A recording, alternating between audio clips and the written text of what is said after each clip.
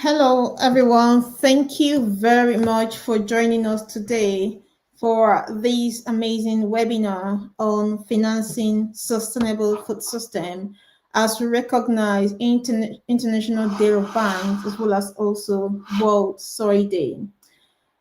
Based on the recent survey report, we know that over 2.8 billion people are suffering from issues around nutrition and a lot of malnourishment.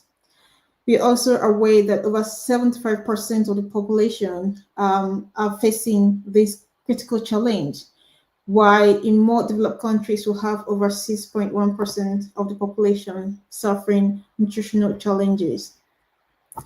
For us to be able to ensure that people have access to good food that improve their health and also restore the environment, we need to provide the right finances to help deliver a sustainable food system. Delivering this finance means that a lot of effort will need to be put in to draw in different stakeholders within the food system from farm to fork to help drive this change. It's important that when we are driving this change, we're thinking about what are the key problems we have across the food system. How are we currently providing finances to support the activities around the food system? How are we measuring the social, economic, and environmental impact of the finances we put into the food system? And what do we want to see that transitioning to be in the future? We cannot only depend on the yield per hectare to be able to determine the value of the investment we make in the food system. We need to factor in the wider social and environmental impact. When we talk about the social impact, we're talking about the impact on the health and well-being of the population. How is lack of access to food or good food impacting on the health and well-being of people, especially with regards to the exacerbation of non-communicable diseases, obesity, diabetes, food-related cancer infections. I'm sure that some of us in the audience today, we've had loved ones who are going through these critical challenges. If you're a policymaker, I'm sure you understand how much you are spending within the health sector to ensure that people have access to medication to address these challenges. What if we turn the table around and we spend and invest that money to help people think about their nutrition uptake, what they're eating, how is that helping them to meet their daily nutrient requirement? It means that we can actually take a preventive approach to addressing the food-related health challenges we have. Huge amount of money, especially say in the UK, is spent in addressing obesity issues, hypertension, diabetes. It's important that we take on this preventive approach, but it's important that we take on this curative approach. But I think for the long term, what we need to do is to rethink and take a step backwards and say, how much of this investment we put into curative approach can we put into a preventive approach? And those preventive approach will mean providing support for people to make the right decisions about what they eat and how what they eat help them to live a healthier and better life. Now, when we talk about the social impact, we also need to talk about the environmental impact. So how can we put resources into making sure that the way we grow food, distribute food, and consume food have less impact on our environment? Over 50% of soil health is degraded globally. We are facing huge amount of climate change issues. We have low micronutrient profile in most of the food we produce. How can we turn the table around? How can we strengthen our soil? Today is World Soil Day. What kind of investment do we need to make? And how do we support farmers, the people that grow the food we eat, to make sure that they are empowered to make decisions to improve soil health, which will ultimately improve the quality of produce, and we address a lot of the climate change issues we have. It is good to invest money in the carbon financing market. It's good to invest money into carbon accounting, collecting a lot of data. But we also need to invest money to be in a go round preventive approach, preventing the soil from further degrading. So all these are the factors we need to look at in the session we have today. Also, part of the session we have today, we'll have the Global Agripreneur program, a top 10 participants presenting the work they do in their businesses. Most of them are working across the agri-food sector. They're helping drive this change. I invite you to join me in supporting them in these activities that they're doing, because together we can help deliver a more sustainable food system. But we need to be able to have the right infrastructure, financing infrastructure to make this work. And this is where we need to take a very, very decisive approach on how do we effect this. While we are trying to cope with the challenges we already have in the system, we don't want to continue to make the system a lot more complicated. So what we need to do is to, at some point, stop and step back and say, these are other ways. Why are we trying to cope with this situation? We need to then look how we prevent these situations for the future. We need to support households to make the right decisions on what they eat, and those decisions can help the farmers grow food in more sustainable ways. And also, we need to help to provide finances to enable them to make those changes. So my ask for you today is that while you're listening to this Global Agri-Food Techpreneur top 10 participants, think about what ways can you be part of this transition to adopting more sustainable practices. What role can you play? Even the little role you can just play about thinking about what you're eating and thinking about how you're making decisions in what you're eating and where you're buying that and how you're buying that and how you are also preparing that and taking that is very important in this whole process. Now, in terms of sustainable finances, there's a lot of role that our commercial banks, our development banks, our UN organizations can play to help drive this change. We are open to working collaboratively with these organizations to support the young graduates going through the Global Agri-Food Techpreneur program to have a structured financial mechanism that's very accountable that can help them drive changes within the food system. Now, one of the key things we are so excited about today to be able to share with you is the Food Security Fund. We are currently engaging with different stakeholders within the food sector, academia, people from the academic world, also policymakers, and we're trying to establish the Food Security Fund to make sure that it works very well for different players across the food system. More importantly, to support the farmers to drive change within the food system. Now, I'm just going to make a quick introduction about the Food Security Fund, which I'm very much excited about, that we're working on. So the Food Security Fund is a fund that is set up to ensure that people can have access to good food so that you can eat well anywhere and anytime. The Food Security Fund is very simple to be able to deploy or be able to set up. All you need to do is calculate your monthly meal cost, set up a monthly contribution, and you can eat well anywhere and anytime. Now, the Food Security Fund supports sustainable farmers, supports sustainable restaurants, and more importantly, for you, the end user, is a tax-free salary contribution.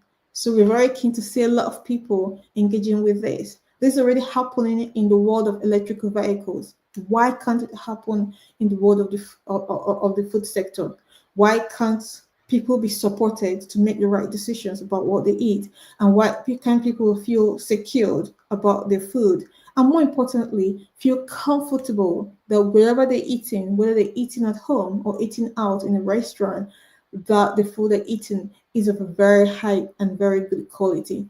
These are the things we want to deliver with the Food Security Fund. We want to use this fund as you sign up to this fund. We can use this fund to support sustainable food producers. We can use this fund to support restaurants who want to make change and transition, to support and procure their food items from local farmers who are taking on a sustainable approach to the way they grow food. We're also working with policymakers because a lot of the public sector fund is actually put into food procurement, whether for schools, for hospitals, or for care homes. We are keen to see that this public sector fund can be effectively harnessed and be used to drive change within the food sector. So I hope this is as exciting to you as it is to us at IntelliDigest and with other partners we're working with, that through the Food Security Fund, people can eat well anywhere and anytime. So I am very excited about this opportunity, and we are pleased to announce it on this webinar, Financing Sustainable Food System. I hope that this will drive a key change within the agri-food sector, both in the UK, in Europe, and across the world. Thank you so much for being part of this webinar today, and I can assure you it will be a great insight in terms of the wider conversation we'll be having in this program. Thank you, and I do hope you stay on with us.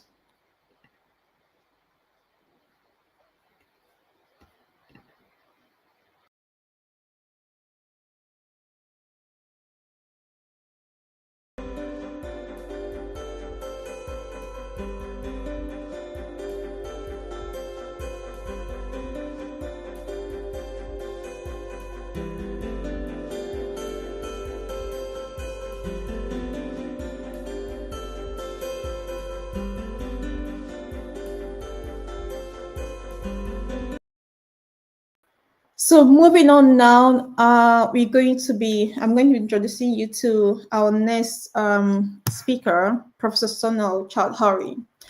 Professor Sonal Chowdhury is the chair of sustainable management at University of York. She's an active member of Institute for Sustainable Food and Interdisciplinary Research Centers such as Advanced Resource Efficiency Center, AREC. She has created a network of national and international stakeholders across the food system in the food, energy, and water industry that includes some of the big players, service providers, retailers, processors, SMEs, farmer organizations, NGOs, certification bodies, and policymakers in the UK, India, Asian, and African countries. She leads Sustainable Agri-Food Integrated Value Chain Network called SAVAN. And Sona was also the PI for the STFC Food Network, a program that engaged with a lot of technology experts as well as also stakeholders across the food system. With that, I am pleased to invite Sonal to share some insight around the Global Agri-Food Agripreneur program, because she is also a reviewer on the program. So I will leave it to you, Sonal, as I get your slide on the screen. Yeah, thanks, Ify. Sorry, I don't know what went wrong with my computer. It just logged me off. Okay, so I can't see anybody. I think that's normal, probably, Ify. Yes, it is. Everybody's watching from other platforms, so we're not on the Yeah, same platform. That's that's, where that's fine. it is. So I can't see how I move my slides. So I'll just say next, probably. Okay, great. Yeah. Okay, welcome everybody, and happy World Soil Day to everyone. So today we'll be talking about Global Agri-Food Techpreneur program. Next slide, please. and I can't see my slides. Okay, so just a very quick introduction. I'm Professor Sonal Chaudhary. I'm a chair in sustainable management. I do work quite a lot on agri-food supply chain, and I'm also leading a network called STFC Food Network, which is funded by UKRI. It's one of the funding councils in the UK, and STFC stands for Science and Technology Facilities Council. So normally it will fund physicists, but in this time they have funded a consortium, which is a combination of different disciplines within physics as well as within the food systems. So we come together, we try to understand the challenge with the challenge owners, and we co-design the projects with them to deliver impactful results. I think IFI's project, one of the project about the food tracker, food waste tracker, was also funded through this network. So it's great to be part of this amazing initiative. Thanks, IFI. Next slide. So as you all know, I think you all know more than what I know. Just there are a few critical challenges around the food systems. We have over 5 billion hectares of land which is degraded. Over 1.3 billion tons of food waste. We are doing about 30% of what we produce, we are wasting basically. And that is also emitting a lot of greenhouse gases, because a lot of greenhouse gases goes into production of the food system, production of the food products. And if we waste them, then of course, it's a lot wasted in terms of the GHG emissions. And while we are wasting so much of food, there are also people, 900 million people, who are hungry. So about over 1.8 billion people are obese. So on one hand, we have hunger. On another hand, we have obese. And on the other hand, we have you guys who have done absolutely fantastic work in proposing some of the solutions to these problems. And this is on a global scale. So next slide. Next slide. Okay, and therefore now we enter into our program, which is Global Agri-Food Techpreneur Program. You have heard from IFI. Sorry for the formatting of this slide; it's slightly distorted. And you have heard from IFI. She is absolutely fantastic. I think is her vision, which is really driving this. But more than that, it's your interest and it's your passion which will make this successful. So I really, really hope, okay, we will be announcing top 10 or top 11. However, you all have received different trainings, and that knowledge is never, ever going to be wasted. So I am very, very sure that the knowledge acquired through this program will be utilized somewhere or the other. So thank you for staying with this program from the beginning to up until now. In this program, Ify has already talked a lot about the finance and the importance of the finance. So you would have already got some idea about how important the finance is, where to look for the sustainable financing options, different sort of knowledge from the food systems, and different infrastructure, especially the World Food Tracker, Food Waste Tracker platform is quite great. In terms of providing the infrastructure and different skills and network. We are a network within STFC Food Network itself. We are about 1,400 people connected with approximately 25 countries. We are learning from each other. So it's great to keep that learning cycle going on. Next slide. In terms of the knowledge, we do have RBS, Royal Bank of Scotland, Business Builder, weekly case study sessions, Food Industry Sustainability Index, Food Systems Sustainability Master Classes, which you all have, being familiarized with. And some of you who would be taking this next year, this is something that is very, very useful. So RBS Business Builder platform, key topics mostly around climate and sustainability, business strategy around how do you make sure that your business strategy is sustainable, and risk management, customer development, mindset, and again, most important, funding and finances, because without that, business will not survive. Weekly case studies, I think the main topic around that would be climate and sustainability, business strategy, risk management, customer development, mindset, funding and finances, and also negotiation skills. These are very, very important when you're running your businesses. So negotiation, sales, and marketing as well. Next slide. And then there are master classes in the food system sustainability. So different types of master classes, different knowledge they'll provide, especially like, we were talking about measurement. How do we measure the environmental impact or the social impact that our businesses are having? So there's a methodology on the life cycle assessment, life cycle thinking. So that kind of things would be introduced, and the importance of supply chain. Because when I was reading some of the proposals, I felt like, just a few of them would just assume that the food is being grown by the farmers, and then automatically it will be made available to the consumers or the customers. It doesn't happen like that. So the entire supply chain would need to be taken into consideration. So those kind of masterclasses would be there. Tools for supporting life cycle thinking. How do you actually, what sort of tools we use for measuring them?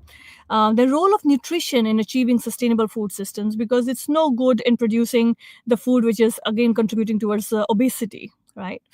So, and technology and the data as enablers for sustainability in the food system. Then food safety within the sustainable food system, very, very important in terms of, especially if you're looking for the export and the export markets and all, is quite important to take that into consideration. Food safety, and what are the food safety requirements of the other countries where you're wanting to export. Then food security in sustainable food system, and again it is more related to the local food systems as well. How do we contribute towards achieving those food security? Next slide. Then food industry sustainability index, and in this index, the main idea, the main 6 pillars are purpose, people, partnership, peace, planet, and prosperity. So taking all this into consideration, how do we position where our business is? Okay, next slide. Okay, and yes, in terms of the skill and network, definitely IntelliDigest is collaborating with many of the universities. I'm from University of York in the UK, and there are different universities and organizations across the world where you would network, where you would learn. And this all are coming to you actually, rather than you going to them. So it's a very unique opportunity. Next slide. Okay, and yes, can you access the help in terms of the digital market? Yes, of course, and the answer is on the World Food Tracker platform. So please do make yourself familiar with it if you are not yet familiar with the platform. And apologies for the formatting; something has gone a bit weird in PowerPoint, I think. Okay, next slide. Okay, finance, I think we have already covered a lot from Ify's presentation, so I don't need to stress more, except that there are banks with whom IntelliDigest are already working or talking, so you would be made very much familiar with what the requirements are. Next slide.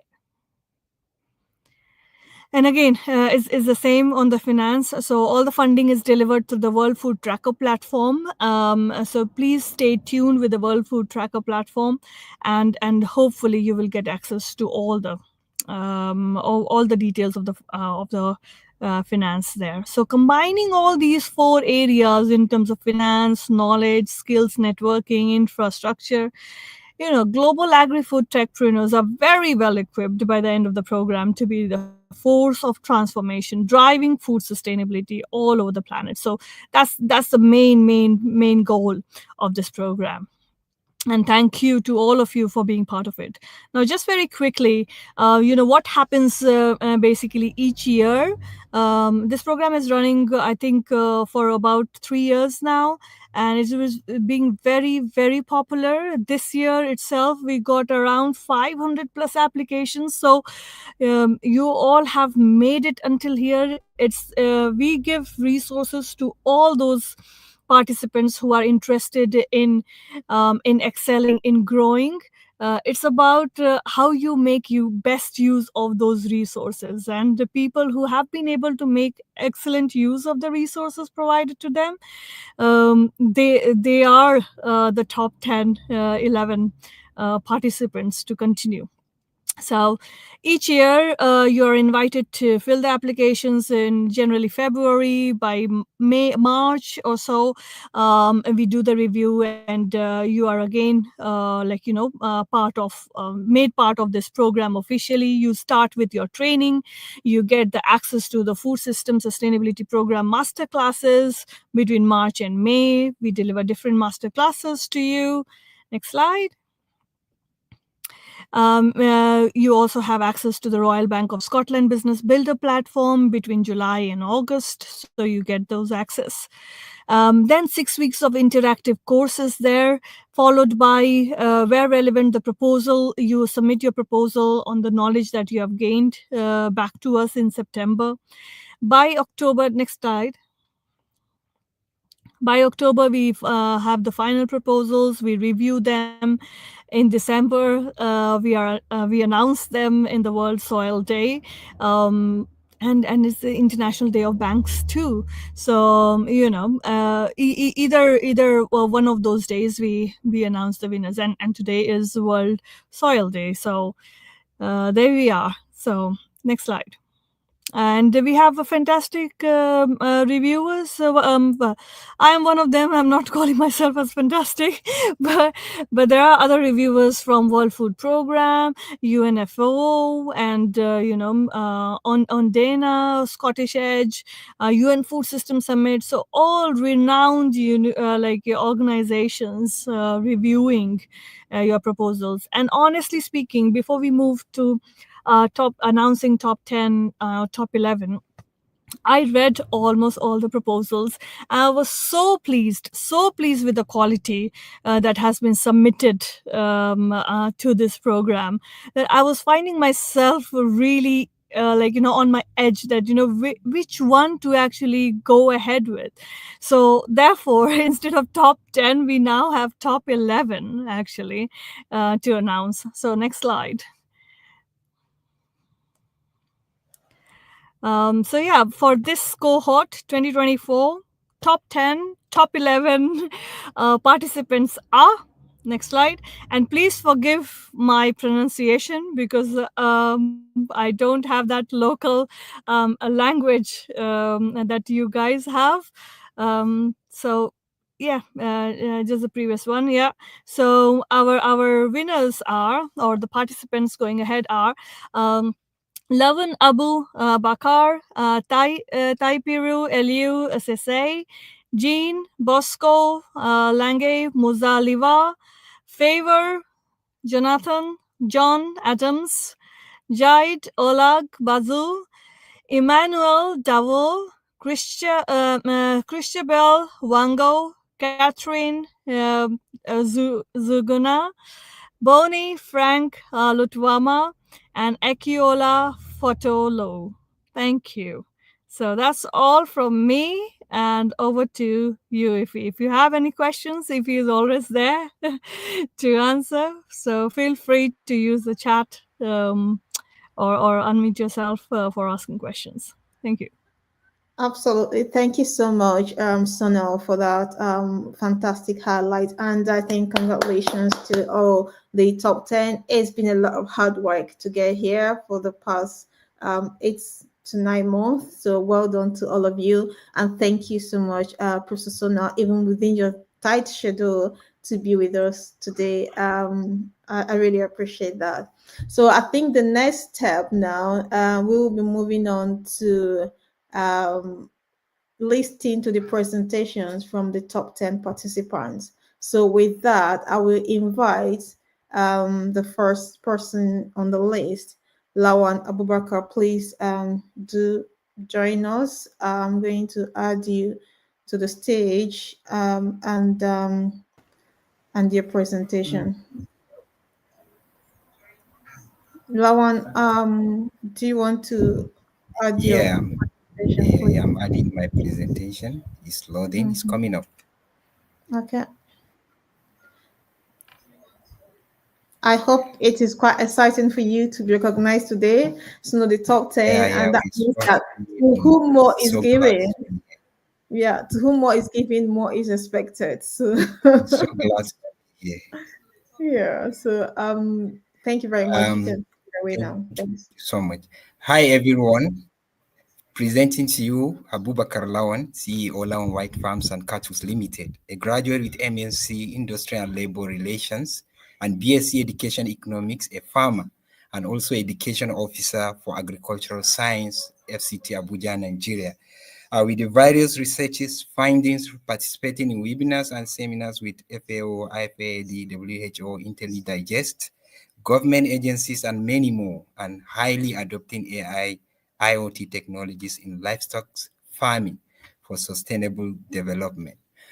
Looking at the company, Long White Farms and Cattle Limited is a business into farming, cattle rearing, sales of agricultural products and services, specifically using integrating artificial intelligence and Internet of Things, IoT technologies to manage livestock diseases and improved animal husbandry. Long White Farms was formed and registered with the Corporate Affairs Commission on 28th of June 2021 as a private company limited by shares. We focused on disease prevention, thereby rearing healthier cattle for beef and dairy products, put in place safety measures using technologies such as AI, IoT, among others, for the livestock, thereby saving the lives from contacting various diseases from consumptions of beef. You can see about 98% of our processing, meat processings come from these pictures. This is very, very rich. You can see how beef are being slaughtered in abattoir, and this is how we used to consume all this around. So we discovered the act of selling of infected meat is a common practice in Africa, precisely in Nigerian abattoir. You can see on the meat market where offal infected meat with diseases such as paralysis, worm, anthrax, leptospirosis, tuberculosis. All these are being smuggled to be sold to public for consumption. And infection diseases outbreak are frequent occurrences in Africa, which is a clearly high public health risk. And that present for the large meat consuming population in Nigeria. And again, what we need to check is that the livestock diseases contribute to an important set of problems within the livestock productions. This include animal welfare, productivity losses, uncertain food security losses, incomes, negative impact on human life. So with all this, our solutions at Lowell White Farms, we provide livestock diseases management and improved animal husbandry, controlling breeding, controlling entry to farmlands, quarantining sick animal through developing and improving antibiotics, vaccine, diagnosis tools, evaluation of ethnotherapeutic options, and vector control techniques. We have health surveillance testing for certain disease screening, visual observation, operating, and using AI sensors cameras. And you can see such as actionable insight, which detect ultra and the health of the cows. And we have this we have the other one. We all have this yeah, AG673, and we have Ayushman with all this in place so that we can see that our cattle are being well organized. Yes.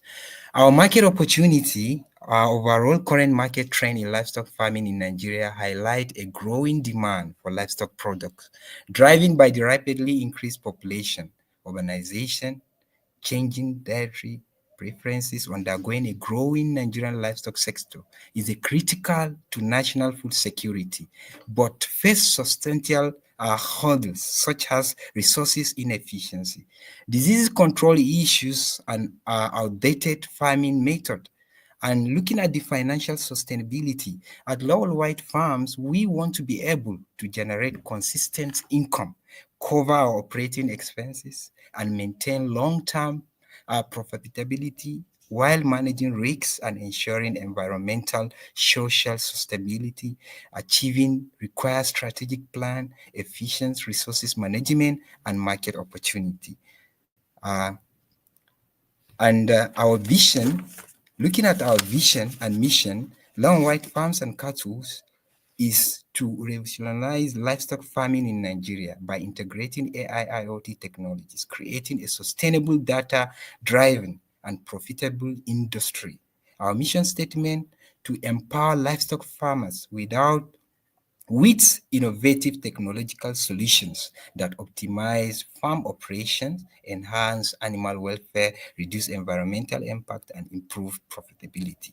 Given our mission we expect to see a lot of changes in livelihood of farmers due to the high productivity and better disease management and reduce environmental impact through optimized resources use, better waste management. And we expect to see that in social impact, environmental impact, job creation, economic empowerment, food security and reduce poverty level, sustainable resources management, and preservation of biodiversity. Thank you for listening. Long White Farms. Well, thank you so much, Abubakar, for that presentation. I'm sure that our audience have listened to you. So we'll be moving to the next presenter, who is Tapsiru Aliyu Sese. It would be great if you mention your name and the country where you are operating. That would be great. With that, I'll be inviting Tapsiru to please come on stage and present.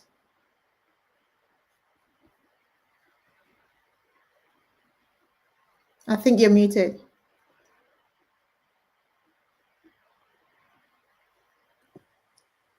Can you hear me now? Yeah. Yep. Hello, everybody. Am I audible? I said yes. Please go ahead. Thank you. Yes. Welcome to this presentation of 10X Farms. My name is Tapsiru Ali UCC, and this is 10X Farm is a private limited company that is registered in Sierra Leone, and we are on a mission to boost sustainable food systems by providing innovative ways in which everybody can invest in sustainable agriculture. And we basically do that. By providing a platform where you can browse farms and make an investment. So the problem is that we have a lot of challenges that the agricultural sector in our country is facing. But when you go deep into the root cause of it, you come to realize that the farmers have a role to play and their challenges are enormous. So what we decided to do at this particular point was create a way in which we could help the farmers to structure their businesses in such a way that they could be able to meet their financing requirements of institutions.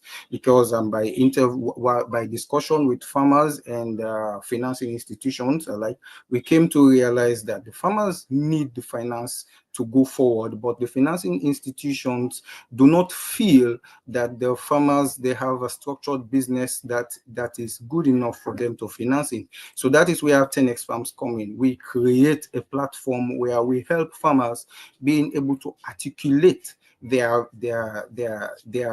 business in such a way that other institutions, including private investors, can be able to come in and make an investment and also earn profit. What we tried to do here was to democratize the investment space in the agri-tech investment space to such a level that even at the common man in the country can be able to say, I have some money in my hand, and if I give it to a farmer, at the end of 3 months or 6 months, by the time I need it back, I will be able to get some good return on the investment. So basically, there is a market. We have over 4.8 million farmers in this country.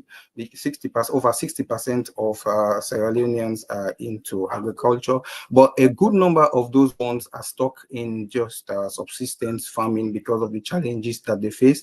And over 80% of this particular population wants to move and get higher, go commercialize their farms, but they just did not know how they could do it. So with 10x Farms coming into the picture, we're giving them a roadmap wherein they would structure their processes, be able to communicate it properly, and then we will take that and put it on a platform where the farmers, where investors like you and me can go in, browse through the farms, and then make an investment. Basically, within the country, we have over 80% of our foodstuffs being imported, and that one with a value of over 100 million to be earned by just increasing production and also doing it in a sustainable way. So basically what we do is this: we give the farmers a platform where they can put their business model, what they're doing, tell you, and then give an ask that can be as little as 25 or $50 for an investment, return on investment that could be as high as 100%, depending on the crop or the livestock and the yield that they hope to get over the time period. Basically, at where we are at now, we are on we are actually going to the market. We have a bustling waiting list of both farmers and investors who are coming on board and wanting to help. And so we encourage everybody to partner with us so that we can be able to make this dream come alive. Thank you very much.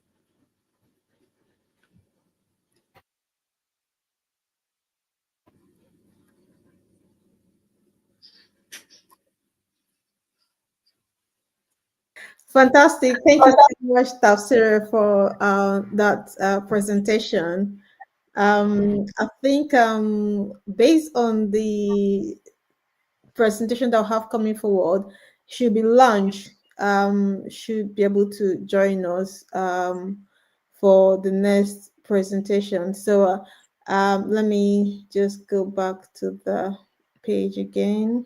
So Jean Bosco Lunge Muzaliwa should be the next speaker who should be joining us again. But yeah, thanks, Tapsiru, for that. I will encourage us to please put our questions in the chat. If you got any question for the top 10 participants, please put in the chat. We will be able to relay the questions to them. And if you want to connect with any of the participants, please do get in touch with us and we will be very pleased to make introductions as applicable. So with that, I'll be inviting Lunch to the stage and I'll be sharing your slide, Lunch.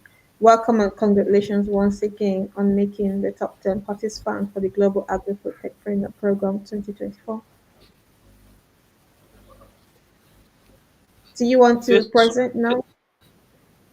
First of all, thank you, madam.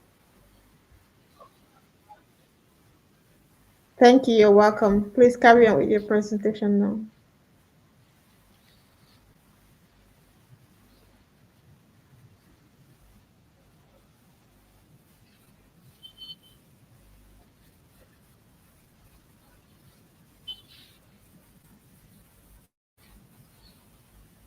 First of all, I would like to thank you. First of all, I would like to thank you from the bottom of my heart for this program. Thank you. I'm Lanje Mzaliwa Jamusko, a young entrepreneur from DRC. I'm here to present you my project. First, let's look at what leads us to do what we are doing. There's the problem of food insecurity. A study by the World Food Program revealed that 40% of Congolese people face chronic food insecurity. The food consumption situation remains precarious. About 36 of affected households in South Kivu have a poor diet. So we think that organic potatoes, with their high nutritional content, can be a sustainable way to improve the health and well-being of communities in South Kivu. Our market research show that the Bukavu market suffers from a severe shortage of high quality organic potatoes. Local production concentrated on small farms is enabled to meet the needs of the population. Shortages are frequent, aggravated by low productivity due to the small size of the plots cultivated. In addition, most of our supply comes from other provinces, which lead to a significant increase in prices due to the transport and logistics costs. Our market research showed that for restaurants, hotel, catering service, and others, there is a lack of regular quality supply potatoes. Finally, the urban population growth implies in additional food needs.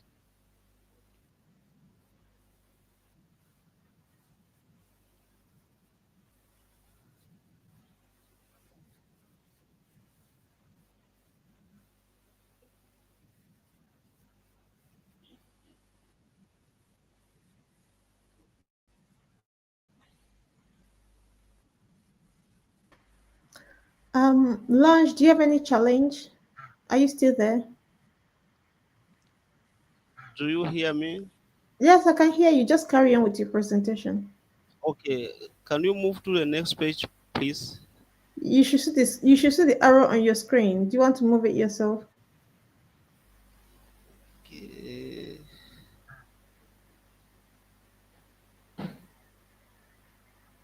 Okay, go No, it's ahead. not moving. Okay. Okay. So we have decided, y- yeah.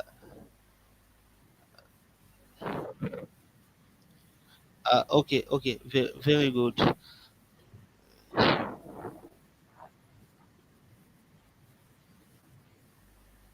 So to make our small contribution, we have decided on November 17, 2022,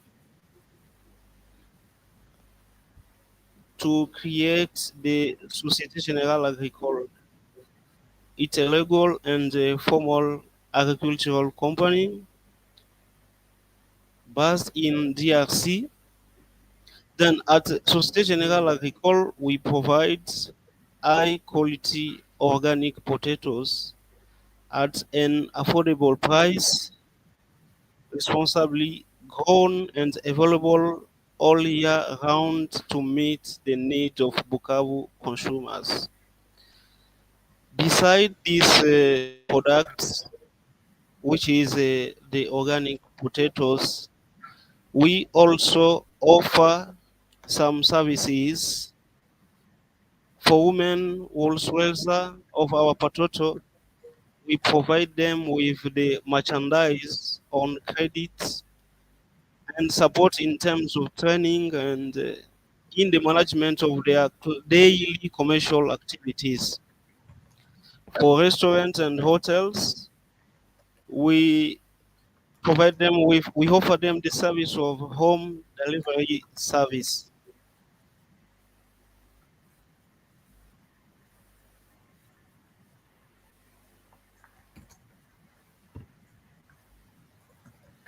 Today, we are a team of 7 person. we are all convinced that it's very important for us to have a positive impact on our community.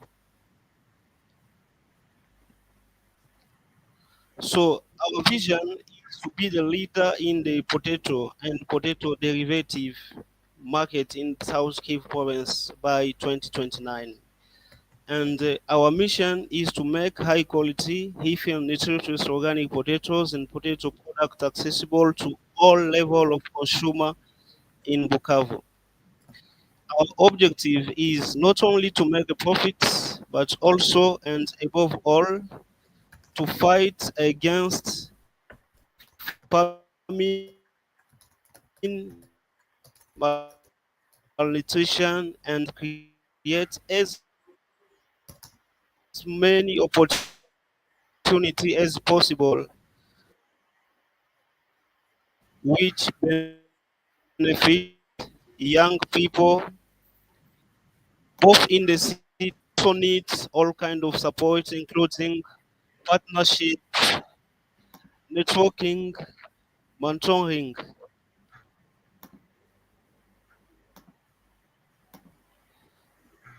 Today I've started alone, but today I have recruited a team of 7 people. We share my vision.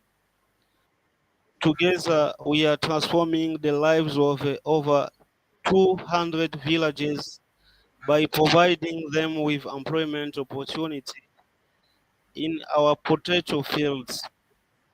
At the same time, over 25 women now in a living from selling our potatoes.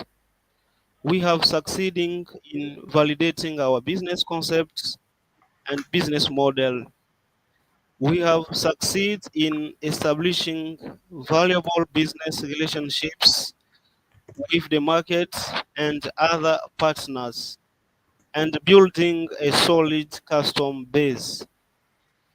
So we are looking for the necessary resources to have an even greater impact on our community and contribute to its socio-economic development.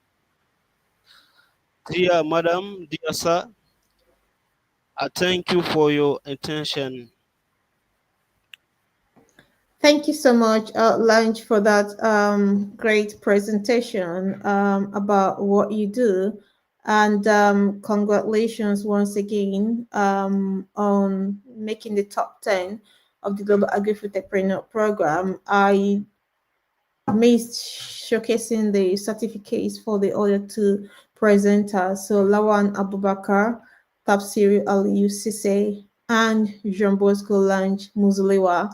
You will all get your certificate, and also every other person who worked on the program and submitted the updated uh, pitch deck, and also business plan and recording will also get a certificate. But we're only showcasing the certificates for the top 10 as part of this webinar that we're hosting today. So while we are waiting for Favor, who is the next top 10 participant, Favor Jonathan, to share her presentation with us. I think it's a great opportunity now to let you know that the Global Agri-Food Techpreneur 2025 cohort application is live on our website. So please go to www.intellidigest.com and go to the Global Agri-Food Techpreneur program section, and you will be able to access the application form. Please do share it with your contacts, because you can see the value and the benefit for the participants that have been through this cohort. It's been a lot of learning for them, and a lot of that will also make massive impact in their businesses. So we will encourage more young people to be part of the program. So if you have any young graduate who is thinking of what next, I think this is a great opportunity for them to participate in the program and be part of it. So I at this point, while we're waiting for Favor to join us, we take a little break, and we will come back again. Thank you very much.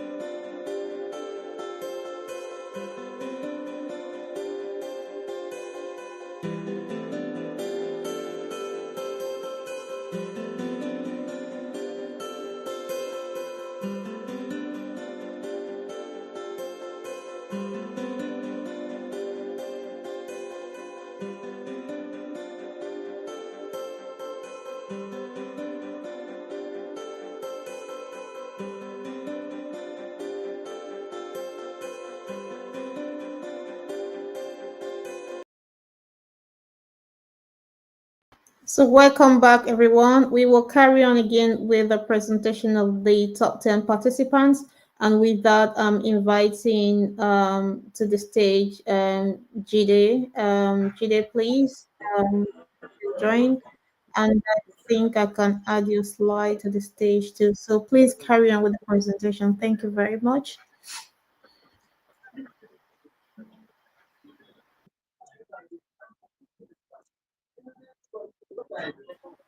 Do you want to carry on with the presentation, please?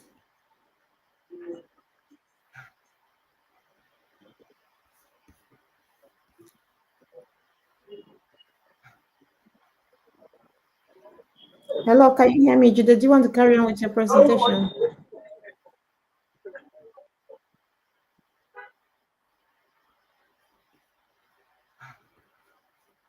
It seems we've lost Jude at the moment. Poor connections. Should be blamed for that. And I think while we're waiting for Jude to rejoin us to present, it would be great to have a quick review again about the challenges we have with financing the food system, and just a quick question. If you can type in the chat, okay. If you can type in the chat, that would be great. To say, what do you think is the best way for us to provide sustainable finance for different stakeholders across the food system? Just type in the chat your thoughts. We do that for the next 2 minutes, and we'll carry on with the presentations while we sort out the technical challenges. So 2 minutes, and we'll see your thoughts on best ways we can provide sustainable finance for stakeholders across the food system, whether for farmers or for food retailers, hotels, or restaurants. What are the best ways we can provide sustainable finance for them to ensure that we can strengthen the food system? So please do add your comment in the chat, what your thoughts are around that. Thank you.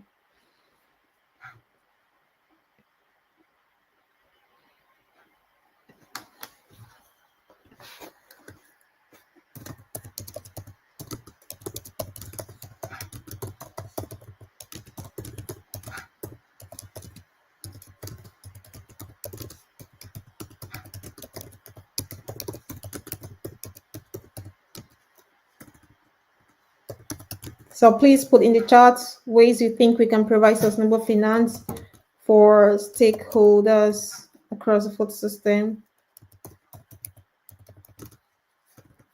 from farm to fork.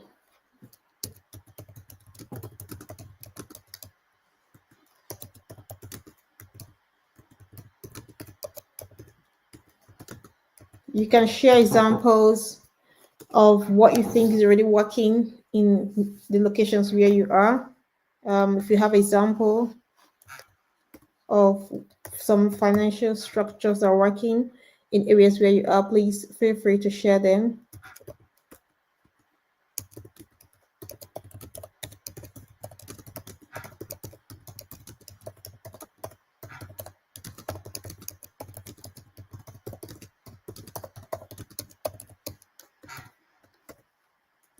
Great. So let's see.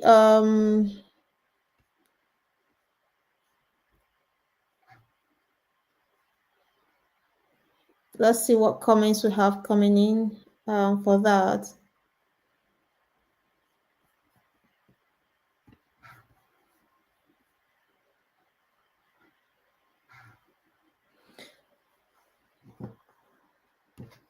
So looking at the comments, let me see if there's any comment coming through in what financial structures should work.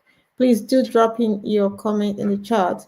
Like I said before, please do share your questions in the chat, and I will encourage the top 10 participants to please respond to some of the content in the chat. When you see a question asked to you, please do respond to that. And yeah, thank you for congratulating the top 10 participants. It's great to see that they made it through as the top 10. So please do put in your comment, what are your thoughts around what should work, and we'll see.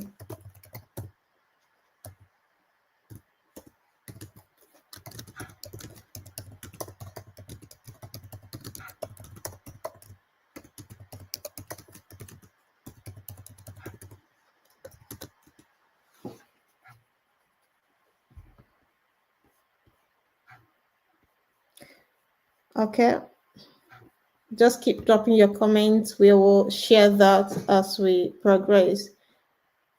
What are your thoughts around sustainable finance for the food system, and any example that you have within your location of what is working?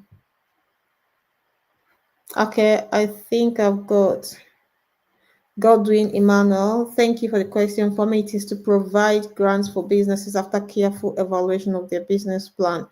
Thank you, Godwin, for sharing your thought. I'm sure that the stakeholders with us can see that. And one of the key reasons why we're hosting this event is to create that platform to enable that to work. So thank you for sharing your thought. Please keep dropping your comments in the chat, and we'll be able to discuss that. And if you have any financial structure, financial mechanism that is already working in your location, we will love you to share that with us too. I'm just going to quickly go through the list of participants on the top 10 to see who else we have in the room to present. Um,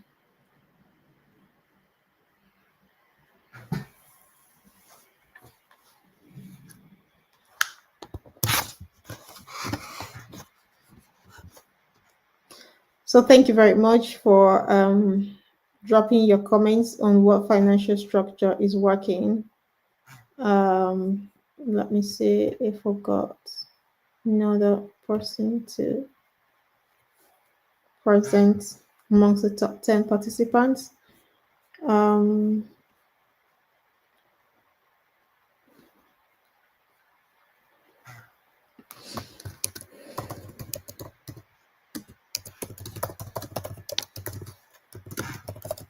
So please do drop in your chart financial structure that is working, any financial mechanism that is working where you are that is enabling people to improve the food system.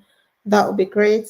We're just trying to solve some technical challenges with the top 10 participants so they can finish up presenting their businesses today. So I'll stop that bit.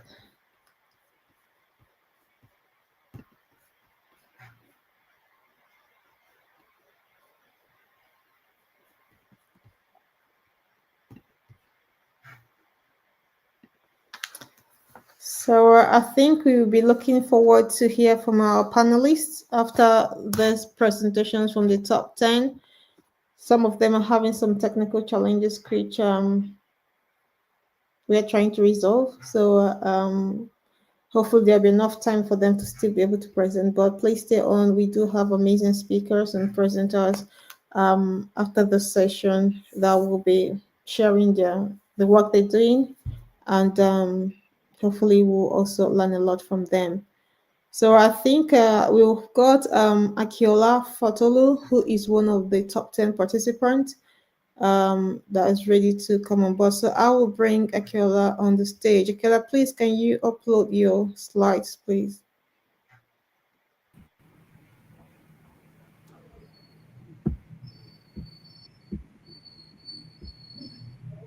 Thank you very much, Akiola. That is your slide. Please go ahead and present. Thank you. Okay.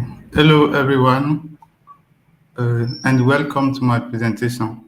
I'm Akiola Fatulu, CEO and co-founder at Eco Poultry Farm.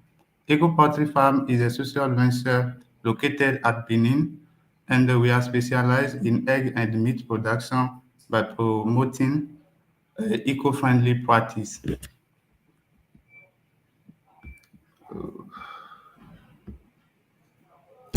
At Ketu in Benin, we notice the overuse of antibiotic in animal production. And this practice lead to antibiotic resistance that endanger animal welfare, human health, and the health of our environment. To address this problem, we produce antibiotic-free egg and meat by incorporating medicinal plants like neem and moringa into our animal diet. This natural plant fights off bacteria and parasites and promote healthier promote healthier and more sustainable animal husbandry. Our initiative aims to provide sustainable food to the population of Ketu while contributing to food security, job creation, and the promotion of one health. In short term, we will satisfy 30% of egg needs in Ketu and reduce malnutrition by 40%. In medium term, our goal is to satisfy 55% of egg needs.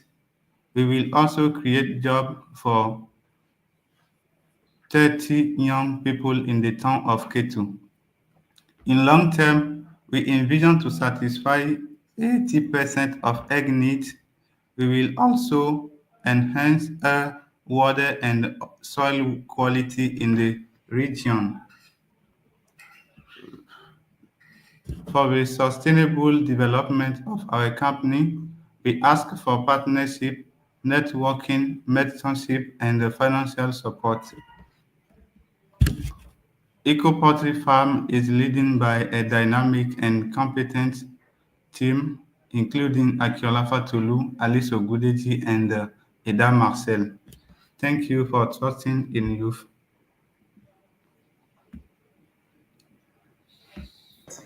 Very good presentation, Akiola. Thank you for sharing the work you're doing at Henny Farms. Sorry, at Henny Farms. Yeah, that was really good. And congratulations once again for making the top 10 participants of the Global Agri-Food Techpreneur Program 2024. And while we are waiting for the next top 10 participant to present their work, I will want to show some of the comment coming in the chat. So I think Godwin Money was talking about the UN grant of 10 million, which brought him to this point. It's unfortunate he could not submit his final proposal for the cause of the Agri-Food Techpreneur program, but he's congratulating everyone. So I think it's just trying to emphasize, because one of the questions I asked in the chat was to share what is working in the location where you are. So it is good to see that there is that financial mechanism that has enabled Godwin to make progress in his entrepreneurial journey, and also the fact that he also participated in the program too. So thank you very much, Godwin, for sharing that insight. And I think Tapsiri is also mentioning about public-private partnerships in Sierra Leone. The feed salon strategy is a notable example of a working system to transform the agri-food sector. Launched in October 2023, this strategy focuses on reducing imports, boosting agricultural exports, creating jobs, and improving climate resilience. It involves multi-stakeholders, including the government, European Union, FAO, and local communities, working together to enhance food security and economic growth. Fantastic input, Tapsira, and it would be good to see how that is measured, because I think one of the key things we need to do is to measure that activities and projects like this are very much sustained. So the economic sustainability of those projects are very key. So it would be good to see in the future what metrics that they're measured on and how that is sustained in the long run. So thank you very much, Tapsira. And I will encourage us, please keep on sharing your content. You can drop it in any of the platforms and we'll be able to pick it up and be able to broadcast it here. I'm just looking to see which of the participants are ready to present. While we're doing that, I will encourage you to please add your comment around financial structure that is possible in the chat.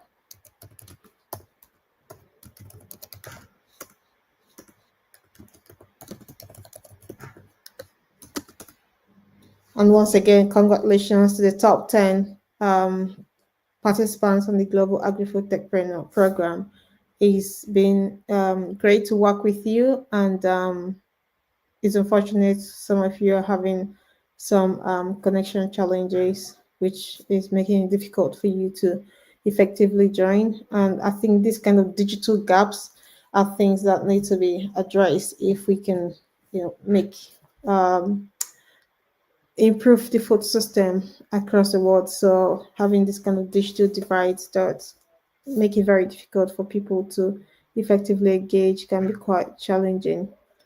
I can see Lutuama, you already.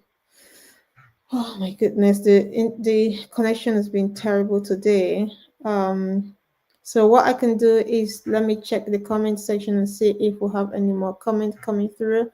We can review that. Please keep dropping your comment in the comment section, and we can engage with it as we make progress. Um, so while we're waiting for the top 10 participants to be ready to present, what I can do is to take a quick break, and then we can come back again and we can continue. Thank you very much for being part of the session. Like I said before, we have fantastic presenters who are going to be joining us after this top 10 presentation, which will be ending by 2:30. So please stay on with us. Once it's 2:30, we'll move into the panel session presentation. Thank you very much.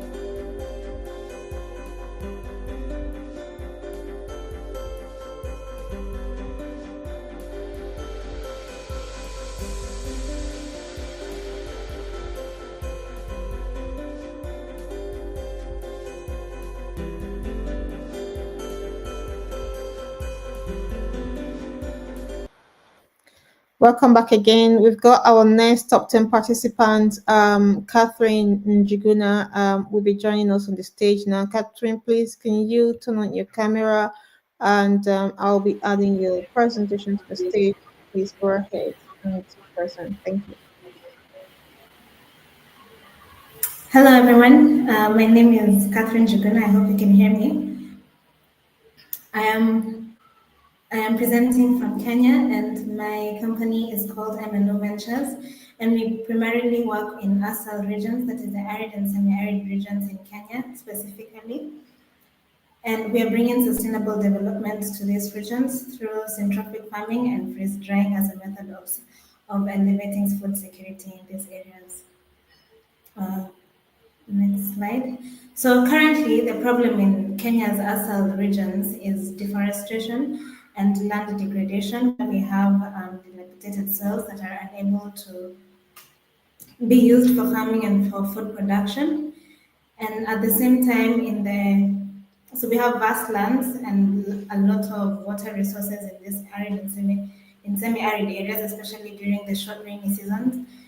And on the flip side, during in the towns and in the semi-urban areas, we have a shortage of food supply and also land. We also have a shortage of land that is used for agriculture. So how can we solve these two problems, whereby we have people with vast tracts of land that are underutilized. At the same time, we have people living in urban areas where they are unable to source for a healthy or a healthy, balanced diet. How can we bring sustainable development and we are able to utilize underutilized resources to bring sustainable change, development in ASEL regions, as well as food security in both the ASEL regions and the urban areas. So the solution to that is freeze drying and the incorporation of syntropic farming in ASEL regions. So when it comes to syntropic farming, currently we're into agriculture with sustainable agriculture with trees, as well as using syntropic farming methods where in a farm we replicate the natural phenomena of how plants interact with each other within a forest, so that in the long run we are using less pesticides and we are producing organic produce. And this is in terms of vegetables, fruits, as well as cash crops such as aloe vera. So in this particular ASEL regions, we will be incorporating desert adapted plants, that is for cash crops, we're looking into aloe vera, as well as fruit trees and deciduous trees that can be used for wood, as well as bamboo, which is also a sustainable source of wood and can be used for both for commercial purposes and also for building. So when it comes to value addition, after we have grown these crops, that is the fruits, the vegetables, and other products, we'll be using a new method called freeze drying to preserve this fresh produce, which is now for freeze drying. It is better than all the other methods of preserving food in the sense that you freeze the food first and then you dry it. So when you freeze the food, you maintain 95% of its nutritional content, and you're also able to store it for long periods of time, including that can span up to 20 years for things such as vegetables and fruits, and also 3 years depending on the packaging you use. That is for fatty foods and meats. So these two solutions will be able to help us store food and also eliminate the carbon emissions that are as a result of food waste. So yes, that is the solution. So currently, for organic products, for taking one particular product that is already being grown in the ASEL region, such as aloe vera. So for health products related to aloe vera, we have a global market of $3.3 billion by next year, and it's also health conscious consumers are on the rise especially in East Africa and Africa as well. So they're looking for healthy alternatives to the current food products that are in the market. So looking at this market opportunity, we're mainly targeting organic customers who are into organic products, health conscious customers, those who are looking into healthier options in their diet, and also for those who are eco-conscious and then looking to make an impact through their consumption. And yeah, so that is on the market opportunity. Onto our attractions. So currently we have established our pilot project in Kathmandu, Makueni County, with partnerships with local farmers there. So we're starting with aloe vera. And we have identified a group of farmers that already have up to more than 10 acres of aloe vera plantations, and we're looking to process that aloe vera using the method of freeze drying, and also create beauty and wellness products with the aloe vera so as to create lasting change, so as to create a viable business for the residents of Makueni County in Kathmandu area. We're also looking to incorporate tree nurseries so that we can start up our operations with the syntropic farming methods under the same pilot project. So on our short-term milestones, we are looking to set up an operating facility in Katanzweni by the end of year 2025, and also on our medium milestones, we'll be scaling production and expanding product lines in the second and third year. And we are expected to be having revenue projections of about 17 million the third year. We're also in partnership with Limosphere. They're a tech platform that will allow us to maintain contact or to manage all our farmers within the ASL regions. And we're also partnering with SOMO, that is it's an NGO that deals in product development and certification under KEBS. That is the Kenya Bureau of Standards. They're responsible for quality control of all the products that are sold in the market. So with Summer, we will be able to have efficient production of our products. That includes all our freeze-dried food products and all our beauty and wellness products. We are fundraising, and we're currently looking for roughly $84,000 to be able to establish an operating facility and also expand to other semi-arid regions in Kenya, such as West Pokot and Baringo County. Thank you. Thank you very much for your time. Thank you a lot, Catherine, and once again, congratulations on making the top 10 participants for the Global Agri-Food Techpreneur Program. I think moving on, we will have the next presenter who will be joining us. Lutwama, do you have your slides ready? And I'll add you to the stage.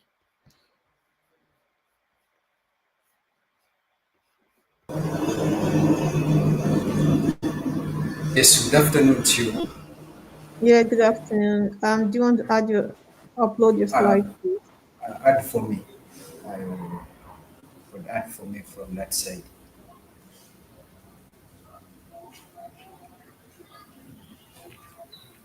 Sorry, do you want to upload your slides?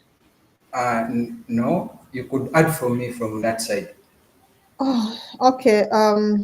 Sorry, we may want to move to the next speaker so that I can get that sorted. Christabel, is Christabel ready to go on? Emmanuel, are you ready to go on?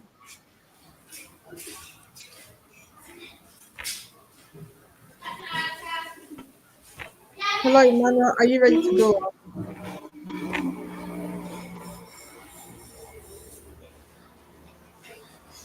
Hello? Hello? Hello. I've shared my slide. Sorry, what did you say?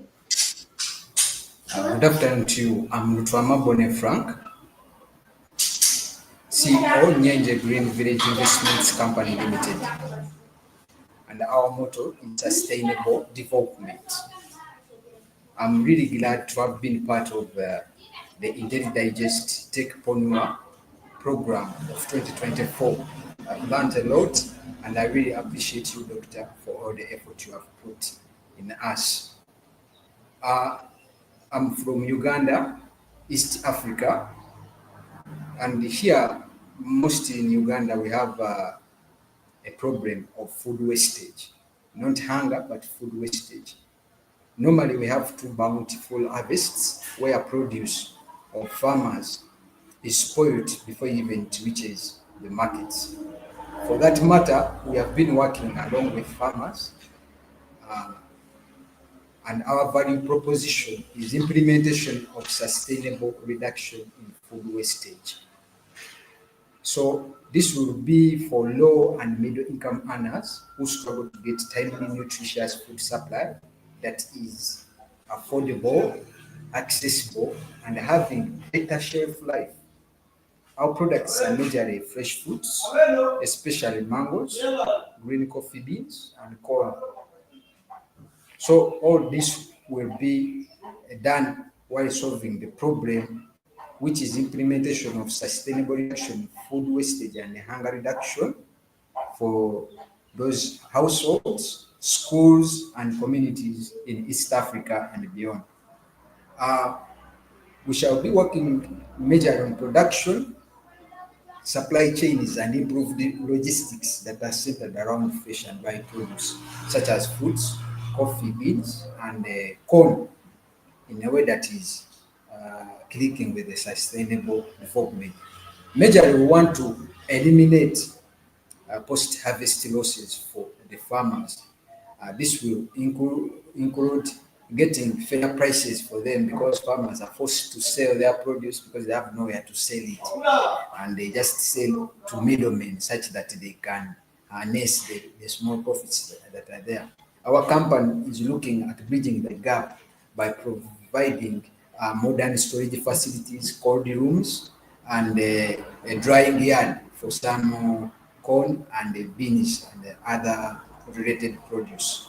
So we are looking at implementation of all year-round supply chains through improved warehousing appropriation, construction of cold rooms, improved modern information systems such as databases and transaction processes. Will also be inclusive in part of our journey. So, and another area we would like to focus on to reduce food wastage is agrotourism, whereby people can come and be taught how to prepare meals in a way that is efficient and economical. So this will be handled both locally and internationally. So we are also aiming at improving the menus for people by educating them and supplying them with nutritional education programs. So, and we want to have satisfied customers at the end of solving the problem. So we have been in existence for almost 15 years as a family business, and we are now fully registered as a limited liability company by shares. So the market opportunity lies in an expansive chance to reduce on hunger and the poverty reduction due to the creation of a sure food basket and the management policies that follow along with managing that food basket. The market opportunity also lies in the standard supply forces, which shall continue to work upon because we already started the ball rolling. Favorable prices for farmers and the stability against hyperinflation of common food stuff such as grains and vegetables in the off-season periods. The market opportunity also lies in agrotourism as a budding new sector for local and foreign personnel, where foreign currency exchanges will be greatly fostered. So this will improve both our economic policy of the company, the communities, the country, and the region at large. And another market opportunity we have due to the research we have carried out in the communities and the most parts of Uganda and some parts of East Africa is that customer acquisition cost is low and the loyalty is easily attained if consistent quality is delivered. So the market opportunity is there. So we already funded ourselves with approximately 30,000 pounds at this stage for better expansion and traction on the ground. We are seeking investors or grants up to the tune of 116,000 pounds sterling. For this, we shall exchange 10% of our equity in shares for the potential partners. We are debt-free at the moment, and the company is ready to expand while making profits for all our stakeholders. That's the partners and the hungry clients. So we are embarking on the potential to reduce food wastage through improved storage facilities, information flow, as well as improved modern logistics. The potential partners shall be granted access to everything related to our operations. Records and their suggestions for improvement shall always be welcome. We shall always keep our track record with the World Food Tracker platform at all times for all potential partners to see where we are heading. Thank you very much for your time, and we look forward to a great partnership on the journey to eliminate food wastage and hunger in the world. I remain CEO Nyenje Green Village Investments Company Limited with Ramabone Frank, a mechanical engineer background. Thank you very much. Thank you so much, Letwama, and congratulations on making it to the top 10 participants in the Global Agri-Food Techpreneur Program 2024 and sharing the business you're working on. We will now be moving on to the next speaker, who is Christabel Mwango. Christabel, do you want to come on the stage and also upload your slide and share with us? Good afternoon. How are you? I'm okay. Good afternoon.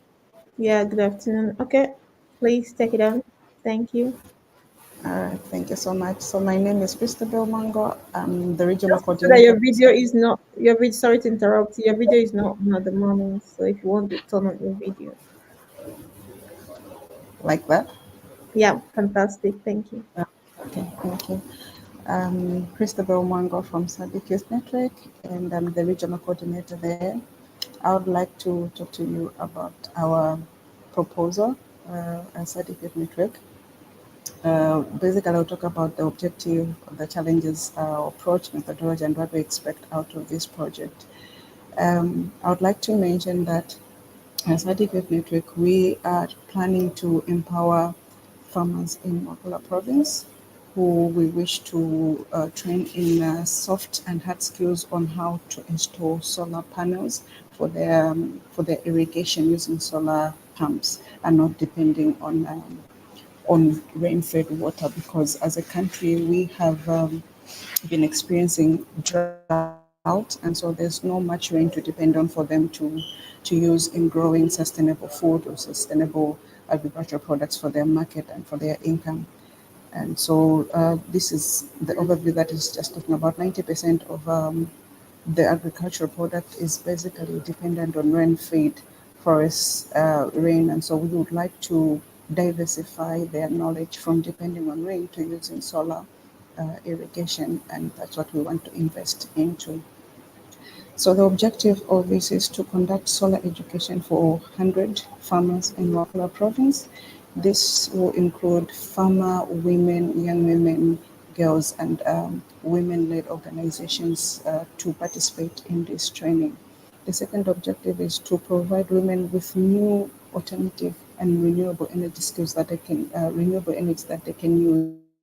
Yes, we know that in the past, if you have to irrigate your products, you have to connect to the grid. But as it is, there's no much availability of national grid. So we are looking to alternative sources of energy, and so we want to empower them to use renewable energy. The third objective is to provide an alternative source of income for them, because as it is, they've depended much on charcoal burning, which they used to sell to supplement their livelihoods.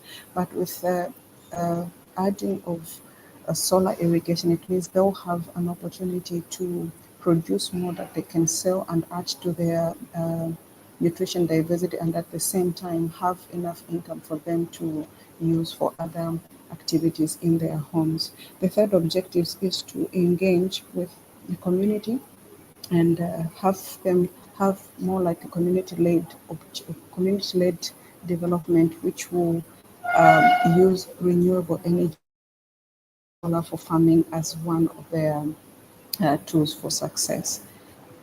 Yeah, what are the challenges? So like I mentioned, one of the challenges is that irrigation has been a solution for a long time, in that farming is incumbent on every energy. However, the availability of grid-based restriction for rural farmers has been unstable to almost non-existent, especially in the region which I'm talking about.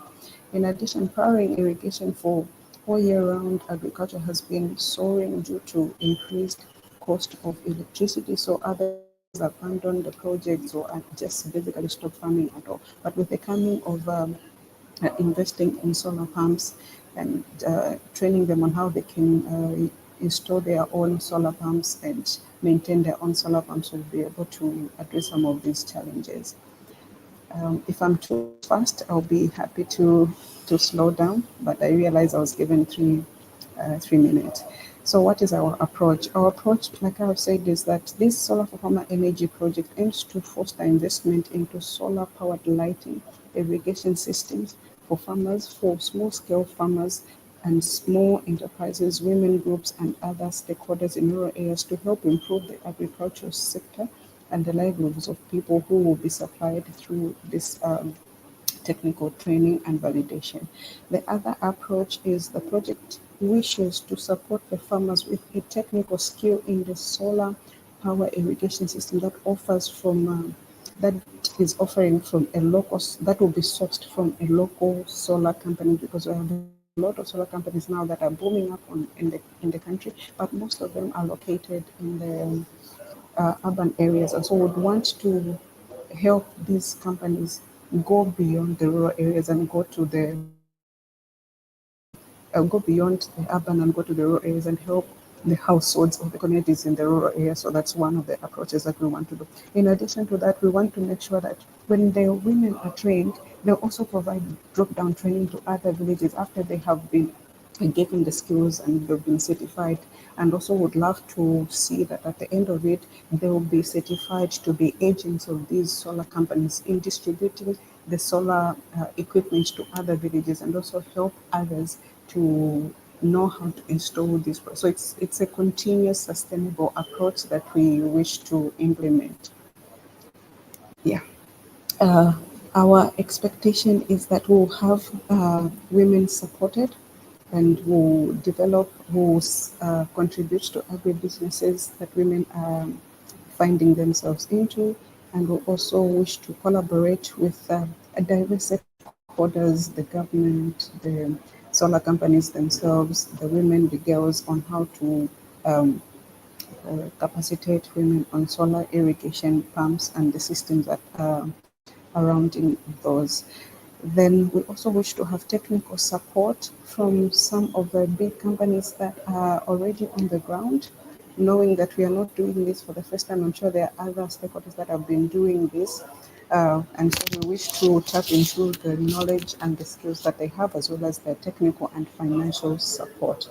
And as part of our vision, like I said, we wish to have these women be certified so that it just doesn't end on them having been trained and then they don't get recognition or they don't get certified, so that the skills go to waste. So we wish to work with uh, this agency of the Ministry of Education, which is called TEVET, which certifies some of these basic hard lifelong skills to help lift the livelihoods of the people. So that is what we wish to work with. And we also wish to work with banks that can help with giving a credit facility to us and also help us financially to buy some of these equipments that will be used for trainings, because they're not cheap equipment, and so would love to have a whole multi stakeholder approach in having everyone come on board. And on that note, I wish to thank you for listening to me.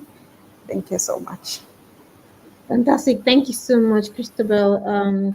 Once again, congratulations on making it to the top 10 participants of the Global Agri-Food Techpreneur Program 2024. We'll be moving on. We need to move quite quickly at this point, moving on to the next presenter, because we're running behind the schedule for our panelists to speak. So I'll quickly invite the next presenter. Emmanuel, please try to be as brief and to the point as possible.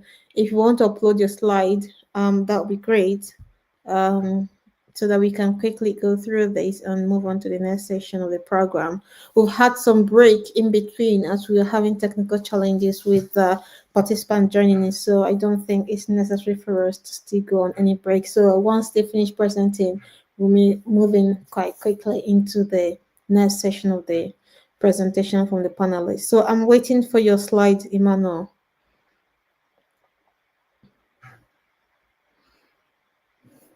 Sorry, I think you are, I can't hear you. Something is wrong with your speaker. Sorry, we can't hear you.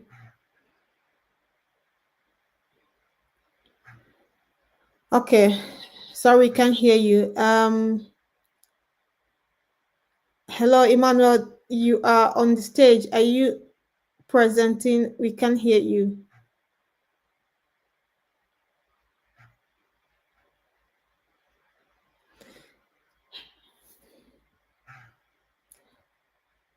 Can you hear me? If you can hear me, you can respond. That would be great.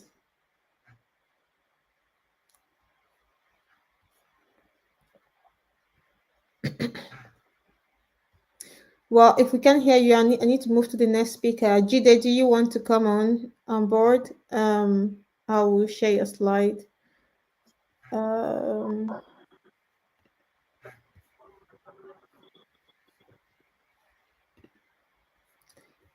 Jide, do you want to?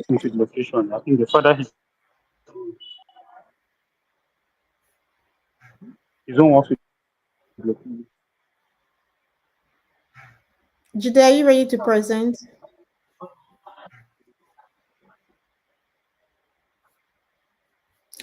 Okay, I think that brings us to the end of the presentation for the Global Agri-Food Techpreneur participants. Unfortunately, because of technical challenges, we may not be able to carry on to hear from all of them, but I'm sure that for those that you were able to hear their presentation, that you can see the vast area and interest the participants are engaged in, and it will be great to see how they can be further supported to continue the amazing work they're doing. Thank you and congratulations once again to the top 10 participants and for everyone who were able to share their slides.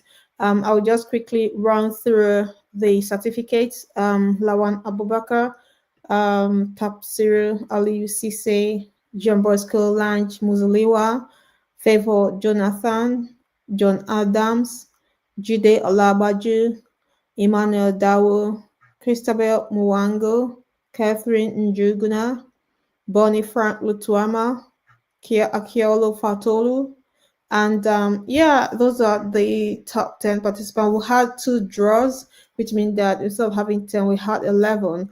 And I think, as Professor Sonal did mention, that showed the vast diversity we had and also very impressive submissions that we had. Just a quick one to clarify that someone was asking in the chat if they didn't submit their final updated business plan, are they still allowed to be able to submit now and get a certificate? Unfortunately, no.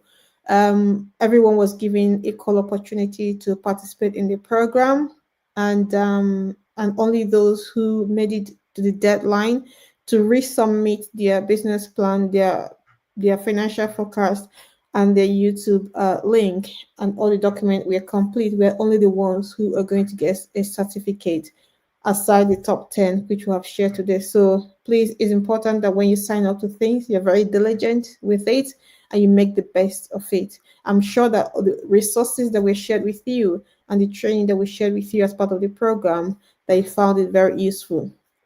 Just to also mention that because of the success of this program, we are pleased to launch the 2025 cohort. So it's live now. Please go to the website. That's a link on the page. Sorry, I don't have QR code for you.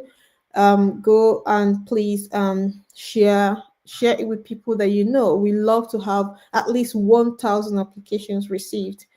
This year, we received over 550 applications.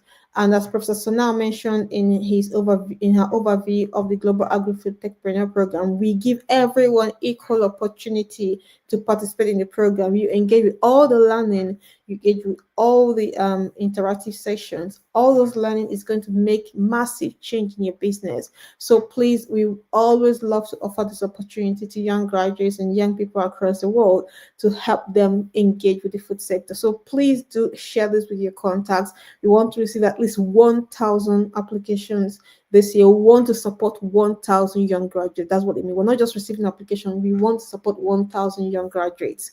And that means you have access to all the resources, all the training, and you may be able to get the opportunity to be the top 10 that will present in the next cohort in 2025.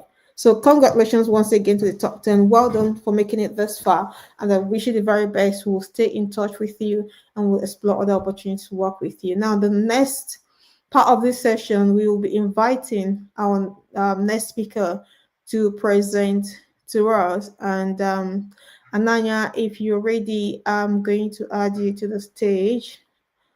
Very much welcome. So yeah, cool. I will introduce Ananya to us. Just give me a moment. So Ananya Mana is an experienced investment professional in agri-food sector across its entire value chain. She's passionate about the ability to drive sustainable change and impact through investment in technology, innovation, and entrepreneurship. Agri-food industry is of particular interest to Ananya, given the fact and importance of the sector in sustaining life and livelihood all around the world, and the fact that it is facing enormous challenges, both as a contributor and victim of climate change. Between the companies Ananya have analyzed and invested in, she has covered areas as diverse as sustainable aquaculture, novel flavor and food ingredients, crop genetics, microalgae biotechnology, natural ingredients, vegan and organic products, healthy protein, microbes-based crop stimulation and protection, agri-food analysis and testing, organic farming, animal feed, proximity supply chain solution, and packaged food. That is quite a lot. I'm sure that Anaya's got a vast experience to share with us today. So please, I will leave it to you, Anaya, to go ahead with your presentation. Do you want to upload your slide, please? Yes, thank you, Ifeinwa, sorry.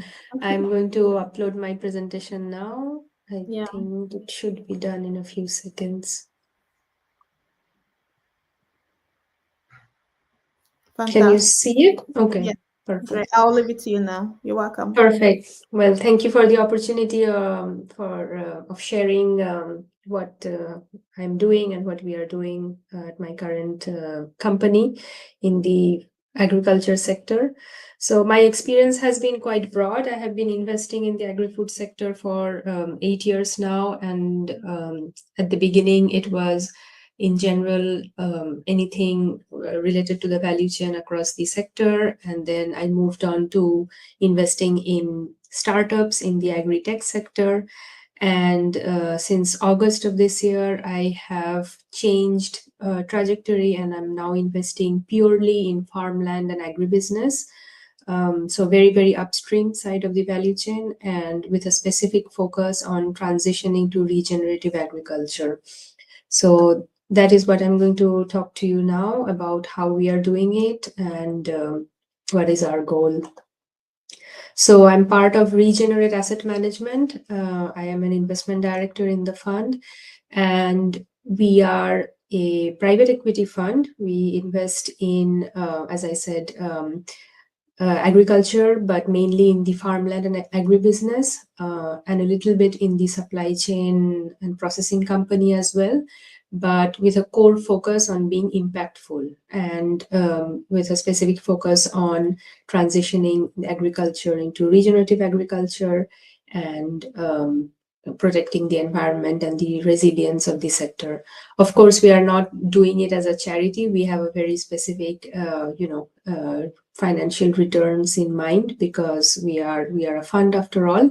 But what we want to show is that doing agriculture in a sustainable way is actually more profitable than the conventional way. So that is our goal.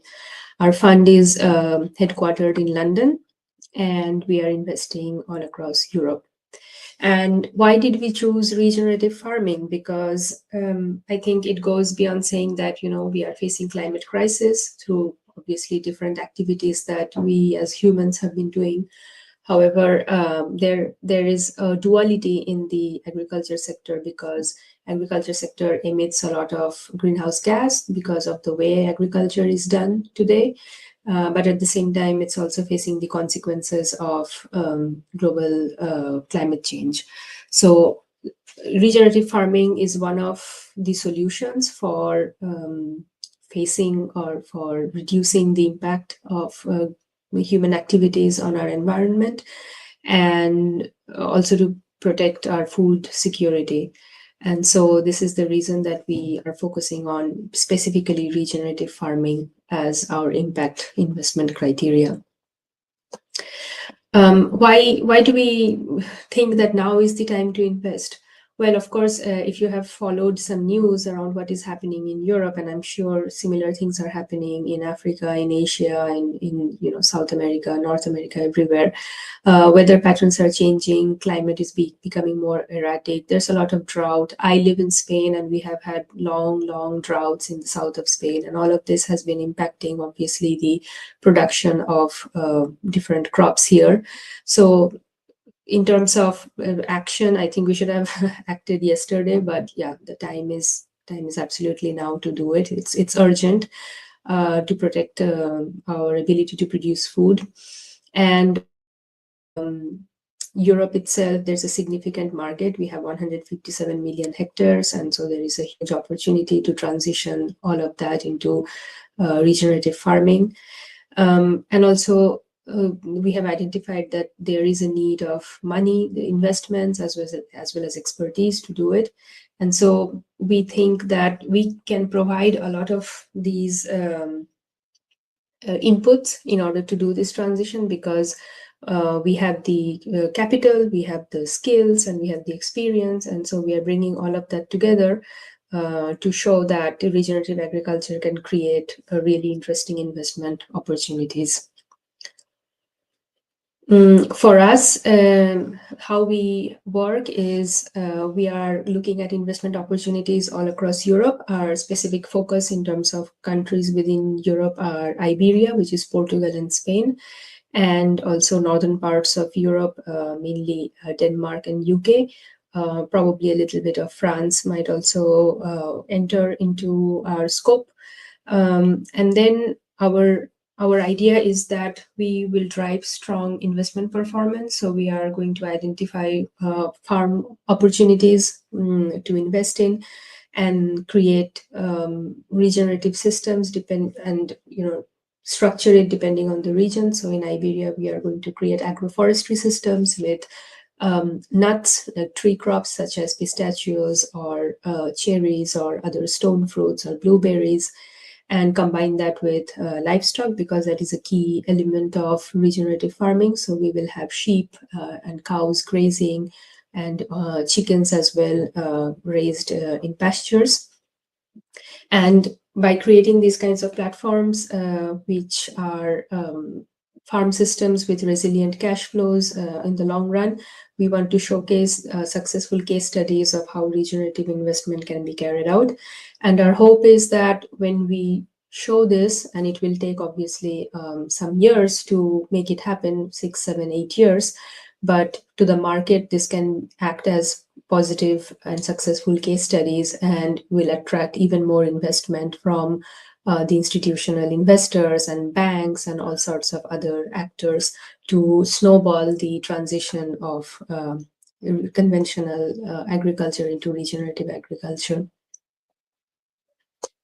So for us as investors, we obviously look at these investments also from a risk perspective. So when we are investing, that's why we invest in the land part and not just the business, because land is a real asset, so it creates a sort of protection in the investment. And then when we acquire the land, then we design how the investment will take place. So we are creating, let's say, investment platform and generating value by adding multiple different factors into it. So we engage specialists to create the design for what kind of orchard it will look like, whether it's for pistachio or apples or pears. or blueberries, for example. And then we are adding the livestock part to it, so that there is always multiple different cash flows that can be generated from a farm. And so in adverse climate situations, the farm does not stop producing anything at all. So for example, what is typical today is that you only have in Europe, at least, and in North America, large farms where it's just monoculture of one thing. So it may be just olives, or just pears, or just peaches. And then if the weather is not good, or there is some sort of pest, then you lose almost all your crop, or a huge part of the crops, and also you cannot survive unless subsidies come and rescue you. But our idea is that even if the weather is not good for the plants, since we will have animals, the animals will produce the meat, or milk, or cheese, and that will provide some sort of resilience to the income generating capability of the farm. So that is the kind of value we are seeking to create with regenerative practices in each farm. And so our idea is that with this kind of investment, what we want to show is that farms which don't seem to be profitable today can become profitable, because you are adding these sorts of elements to it. And so an underperforming sector or an underperforming farm can become quite profitable.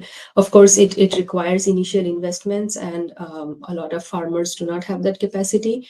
But our idea is that if we can show that we as private investors can make it happen, then it will kind of encourage other sorts of financing institutions, including banks or credit institutions, to also have, let's say, more confidence in providing loans to other farmers who want to do the same.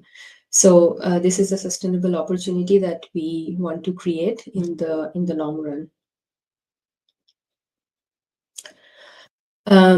So how typical investment of our fund looks like. So RESA is our fund, which is the Regenerative European Sustainable Agriculture Fund. And so we are looking at farmlands or businesses which are in need of either liquidity, because the current owners are old and they do not have children who want to do farming, which is very often the case in Europe. The average age of farmers is, I think, 65 plus, which is very high. And they are doing farming in a conventional way. So the soil is usually very degraded, and it doesn't have good production capacity left, and they are basically surviving based, because they receive subsidies from the European Union. So there are many such opportunities. So we look at those kinds of farms, and we acquire them with a view, obviously depending on the location, etc., of how to make it profitable. So the execution after we acquire depends on how we design each of these farms into a regenerative system. And we also want to make each farm as let's say self-sufficient as possible. So it's more of a circular farming system. So which necessarily means that eventually we want to eliminate as much as possible the addition of inputs from outside the farm. So the reason why we want to always include animals in our farm is that we can use their manure for fertilizer purposes on the crops. We want to produce our own composting as well. Also, the animals should be able to meet their nutritional requirements and feed requirements by grazing on the farm if they're ruminants. If there's chickens that we want to include, we would like to reduce the use of external feed as much as possible, and eventually stop using all sorts of synthetic chemicals like fertilizers and pesticides on the farm. We also would like to provide education, training, and support to the people who would work on the farm, as well as in the local community. And this is the road to transition and to create the regenerative farming systems. And since we are a fund, obviously by law we are required to also sell our investments, let's say, in a way, because we cannot hold on to them forever. So in our case, we want to hold on till 7 or 8 years when the transition has been completed and the farm has returned to long-term resilient profitability. And at that point, it could be sold to local investors or farmers who want to maybe buy the farm. Or depending on the situation, we can think of something else, but it's probably a bit too early still to think of those situations. So yeah, that's what we are doing. We already have made an investment in Portugal in a blueberry farm, which we are now incorporating, in the process of incorporating animals like ducks and chickens to add livestock into the farm, as well as expanding our blueberry operations. In Spain, we are very close to acquiring a pistachio farm and another farm where we plan to have cherries together with sheep and poultry. We are also looking at a farm in Denmark to do regenerative dairy with incorporating growing cereals and hay on the farm, and maybe also add apples or pears for orchards together with it. And in the UK, we are looking at sheep to produce sheep yogurt or sheep cheese, and also adding cherry farms, plantations, and maybe apples and pears as well. So those are a little bit more, let's say, farther away, because we're still just starting to work on that, but that will be the way we progress. Of course, we are very mindful of our impact, and we kind of measure and monitor and keep track of KPIs. So other than the sustainable development goals that we target through our investments, we also, for each investment, do soil analysis and biodiversity analysis when we are beginning our investment process, and then we keep the improvements in each of these KPIs in check. So at the end of 5 years or 6 years, as we are completing the transition, we can check whether the soil organic content has improved, the water retention potential of the soil has improved, the biodiversity has improved or not. And these are the KPIs which we report on in the future. And this is also very linked to something called SFDR Article 9, which is a classification of impact investors in Europe, or at least in the European Union, I think. So it is the highest level of impact criteria that you can have. And so there's a set of many different criteria that we have to keep in mind and report on. And as I was mentioning, it includes soil health and water retention, and reduction of irrigation water usage, biodiversity, reducing inputs on the farms, etc. So yeah, hopefully we will be able to showcase that there has been a positive change in each of these criteria, because as I have been working in this sector for a long time, the main question that everybody raises when you talk to them about regenerative agriculture is, show me that it works, show me that it's profitable. So everybody thinks that it's something that it's too good to be true, and if you do it, then you will not make any money. But precisely, we want to show that it's the other way around. If you do it well, you actually should make more money, while taking care of the environment and making the system more resilient. So yeah, it is a complex way of looking at things. There are a lot of different parameters that we need to keep in mind, but that's what we are working on. And we hope that it will be the start of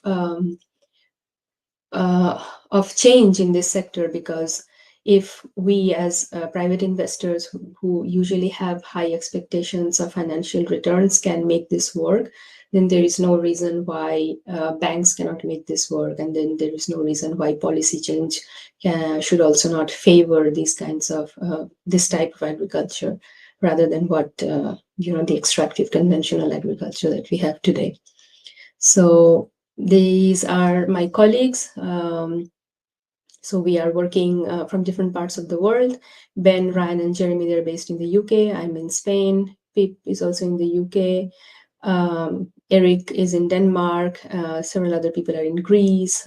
Yeah, most of them are in the UK, but also spread across different parts of Europe. And yeah, we are trying to make a difference through our work. So that's what I wanted to talk to you about. And thank you for the opportunity for presenting our work.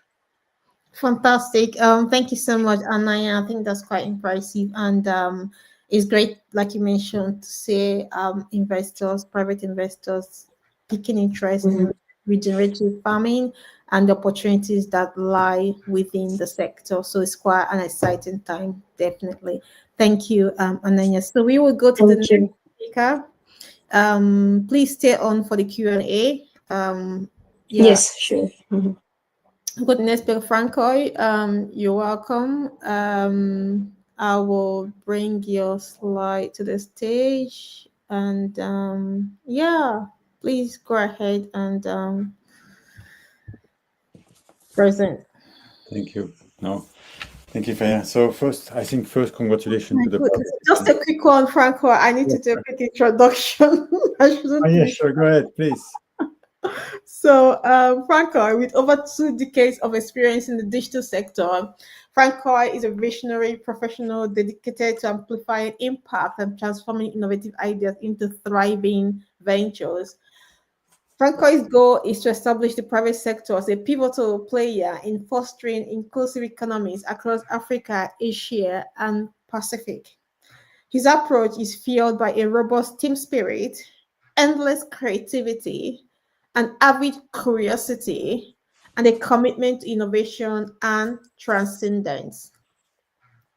Francois is passionately focused on shaping a digital economy for the future to drive meaningful change and progress. Thank you very much, Francois, for joining us. I will let you carry on. Thanks. Thank you. No, thank you. I think it's a great pleasure. First, congratulations to the participant and I think the one who made, let's say, the 10 finalists. So as mentioned, my name is François Coupien. I'm based out of Brussels, working for the United Nations Capital Development Fund. I'm a digital expert. So I've been in digital finance and digital agriculture for the last maybe 20 years, living in Uganda, living in Malaysia. So I've been able to see, I think, to be able on the field in different countries.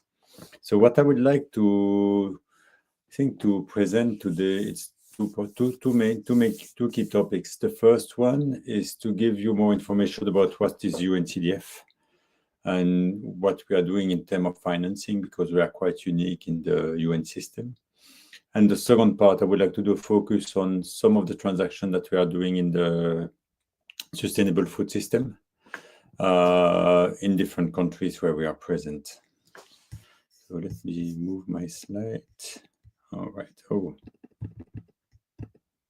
sorry. Let's go. All right. There we go. So about UNCDF. So I'm sure most of you are familiar with the United Nations. I'm not sure you are familiar with UNCDF. So UNCDF stands for United Nations Capital Development Fund. And so the part capital and funds are quite important because we have a really specific mandate within the UN system. I think there are 2 agencies in the UN system who can extend, let's say, doing investment, extend loans and guarantee to the private sectors. It's UNCDF. It's also IFAT, who is also present in agriculture. And so it means that we can, I think, make agreement with banks in countries, and I will show you the different countries where we are present, to extend guarantee to make sure that they can take more risk to be able to be active in different sectors. So we are sector agnostic, but food system is a key focus for us, especially in the country where we are. And also we work quite closely with other UN agencies, any UN agency, but in food system closely with FAO and World Food Programs, because agencies like FAO and World Food Programs, mainly what they can do, they can provide technical assistance and grant, but they cannot, I think, extend, let's say, loan and guarantee in this investment mandate that we have. So there is a strong relationship with them, and so we complement some of the programming with, I think, the instrument that we have. So let me go to the... So what do we do? So I told you about, let's say, maybe the right part of the slide being our financial mandate, but also we have I think we're like a hybrid agencies between a financial institution and I think a development agencies. So what we do also, we provide advisory mainly to support our financial mandate. So really the objective is to be able to support financial institution providers, but also I think the different investees, or I think the different MSMEs or companies that are receiving our loans to be more ready. And we work also on the policy environment in the different countries where we are present. And so this opportunity to do first on one side really as a financial instrument like loan guarantees, on the other side to be the advisory, I think help us to be able to go really to finance, let's say, players and companies that others are not let's say, financing. So what is unique? So I was telling you that 2 UN agencies have this financing mandate, IFAD and UNCDF. What is, I think, the difference between both of us is that IFAD is credit rate. So they need to, I think they cannot take as much risk as we do because we are not credit rated. So mainly what we are receiving grant from donors, and we can then extend this grant in form of financial instrument in different countries. And so it allows us to be able to really go in countries and take much more risk, I think, than the different players, like multilateral development bank, but also this IFC and all. And so where you see in this slide, in terms of credit rating, you see a little bit of where do we play. And so historically, we have been focused on least developed countries. So we are present in most of the least developed countries around the world. Also the small island development states. But our mandate allows us to go also in other countries. So we are also in Kenya, we are also in Ghana, that are not, let's say, least developed countries. But I think that's true. We are in Pacific, in Asia, in Africa. And we are really, let's say, trying to position ourselves in, I think, in some sectors, in some segments, and in some also transaction sites where other players are, let's say, are not going. And so that's a little bit the next slide will make us unique, because we can take more risks. So especially our role, we are not a financial institution. We have a financial mandate, but our objective is really poverty reduction. So we are development agencies with development goals and really focusing on, I think, many of the sustainable development goals. And so where you see on this graphic where we are really quite different is that if you compare with these big players like IFC or the development banks, so we can really go in transactions that are less smaller, and that's what is really needed in least developed countries, also small island development states. And also we can take much more risk, and we can, let's say, extend, let's say, guarantee or loan to the private sectors, but also as we can do also sovereign lending. So you see why I think it makes us a little bit unique in the UN system, but also in comparison with other players. So let's then go to, I would like now to go a little bit more in detail about what we do in sustainable food system. So as we are really focused on least developed countries, I think the majority of citizens of these countries are mainly, let's say, living or getting a revenue from agriculture. So it's a key sector for us. So at the moment, in the last, I think, decades, we have been focused and doing transaction and projects, I think, in a lot, I think, of different, I think, part of value chains. So we've been in coffee, dairy, maize. We've been in tea, so livestock. So I think we are really value chain agnostic. And also we can really work with, I think, different players, MSMEs, cooperatives, financial institutions that are addressing, let's say, all the, I think, the value chain from the food production to the food consumption. And so you see there on this slide some of the key focus that we've been working on access to finance, extension services, irrigation, helping, let's say, clean cooking companies, also having, let's say, various MSMEs to be able to to buy, let's say, and purchase equipment, and I will give you some example. We've been investing also in local market infrastructures and also food, I think, in food loss, in reducing, let's say, food loss and food waste. So some example, I will not go to all of them, but maybe just to highlight maybe some of them.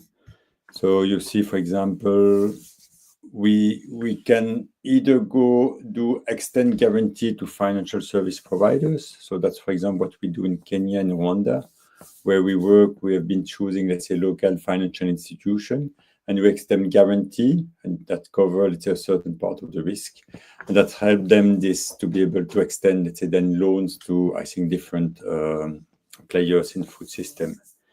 But also in some cases, we have been extending loan, let's say, directly to private sectors. And why do we do that? It's not our preferred option because it's a lot of administration to be able to do that. But we do that, for example, in companies that maybe are not mature enough to be able to access, let's say, local commercial bank. And so we trying, let's say, by extending them a loan to be able to bridge this gap so that afterwards the company can really connect to the private sector. So it's the case, for example, in what we do in Tanzania. So we did a loan for a maize milling company. It was called Alaska. Also, we did guarantee in Burkina Faso to de-risk, let's say, rice equipment. And I think also we did that in Uganda for a company focusing on solar irrigation system. So really, I think that's some of the example of what we're able to do. But what is important, I think, for our focus also is really, and that's where I'm coming on the digital component part, is we recognize that financial service providers or microfinance have been present in, I think, in all of the countries for several decades. And we still see this key gap that is existing in financing food system. And so we recognize that if we really want to make a change and to be able to include and giving access to finance to what we call, let's say, last mile, being farmers group, cooperative for smaller MSMEs that normally do not have collateral, there are some key gaps that we need to unlock. And so some of the key gap, I think financial institutions are not investing in these players because they find it first too risky and also too costly. And too risky because maybe they don't have collateral. I think often they don't have land title. And also too costly is because they're far away from, let's say, infrastructure, far away from bank, from the agencies. So that's where also we recognize that if we want to be involved in financing food system, sustainable food system, and making sure we can reach, let's say, the last mile, we need also to focus and leverage, let's say, digital technology. And you see in this slide here, we are working both with MSMEs and FSPs. And what we are convinced is that if we would like to be able to finance to the last mile, we will need to invest also in companies that are able to unlock these two, I think, key barriers, being too costly and too risky. And what we have learned and what we see in a lot of different countries that is happening, if MSMEs are starting, let's say, to embed digital solution in order to manage, I think, to do payments to their farmers, to be able to manage inventory, to do customer relationship manager, step by step, they will start building a profile, credit profile, data profile, that will be really have a lot of value for FSP. Because when, I think, sharing this data or exchanging this data with FSP will be able to better understand, have a better knowledge of the business of the SMEs, and will be able then to expand digital capital. But for FSP, in order to do that, I think it will be also very relevant for this FSP to be able to embed in their way of working, in the product and services, let's say, more data-driven approach, or they leverage data in order to be able to extend, let's say, digital credit. So you will see in the work that we are doing in several countries, So in a lot of countries, we have this impact financing facilities. That's really our mandate, doing, let's say, loans and guarantee. But we are working with technical assistance and grant in order to make sure that we have the right supplies of finance in the country. And also on the demand side, we are working with MSMEs and I think MSMEs in order to prepare them to be ready to be able to access this financing. And so that's really our role on both sides.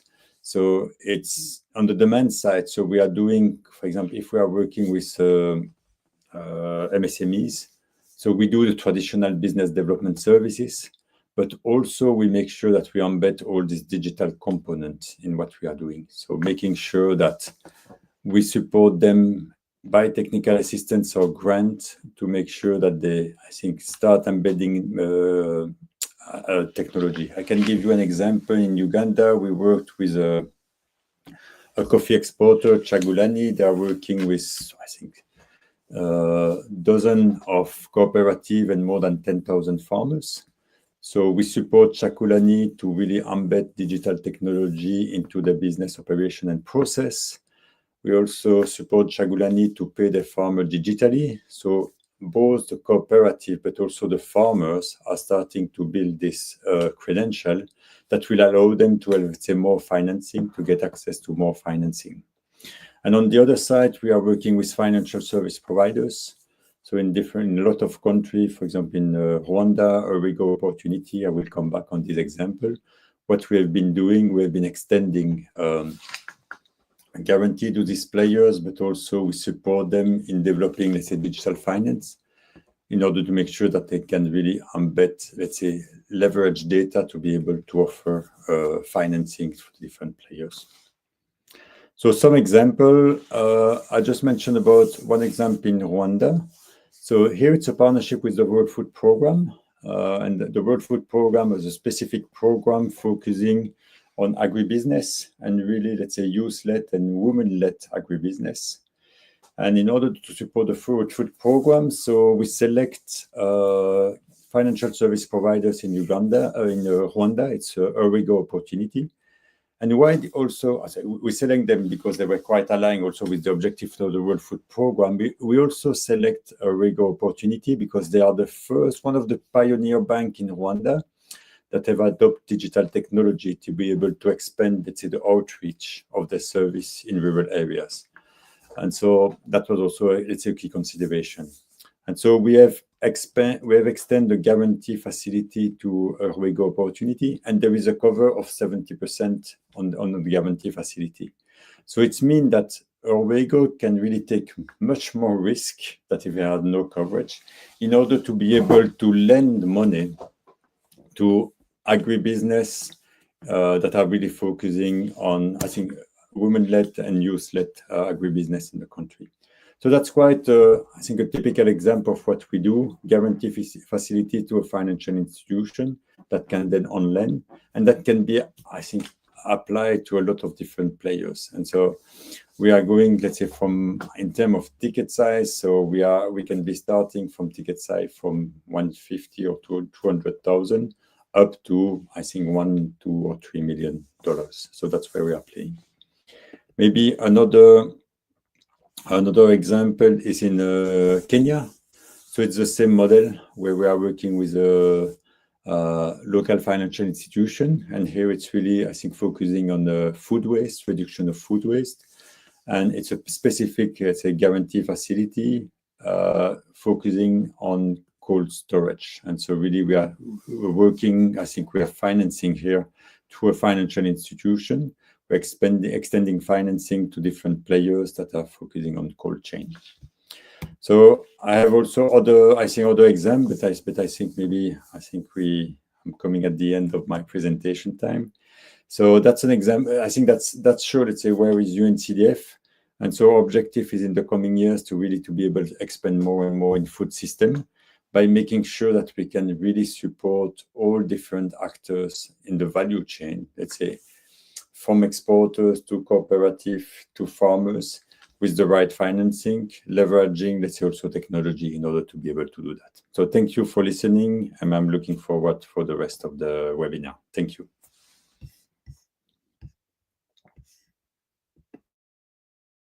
Well, thank you so much, Francois, for joining us today and for the fantastic presentation that you've made. There's been a lot of comment in the chat, seeking for ways to engage. I can assure you that we are very keen to work with UNCDF at Intelli Digest through the Global Agri-Food Techpreneur program to support the participant. And it would be a great thing to explore opportunities with working with UNCDF on that. So thanks, Francois, for joining us today. I very much appreciate the amazing work you're doing and you're leading at UNCDF. And with that, I will bring on the stage our last speaker, Robbie Owen, to please come on board and share some of our research work and what that means for sustainable finance within the food sector. Please stay on for the Q&A. Thank you. Hi, good afternoon. Nice to be here.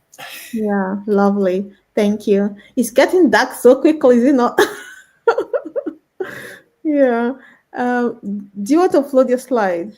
Yeah, let's see if this will work.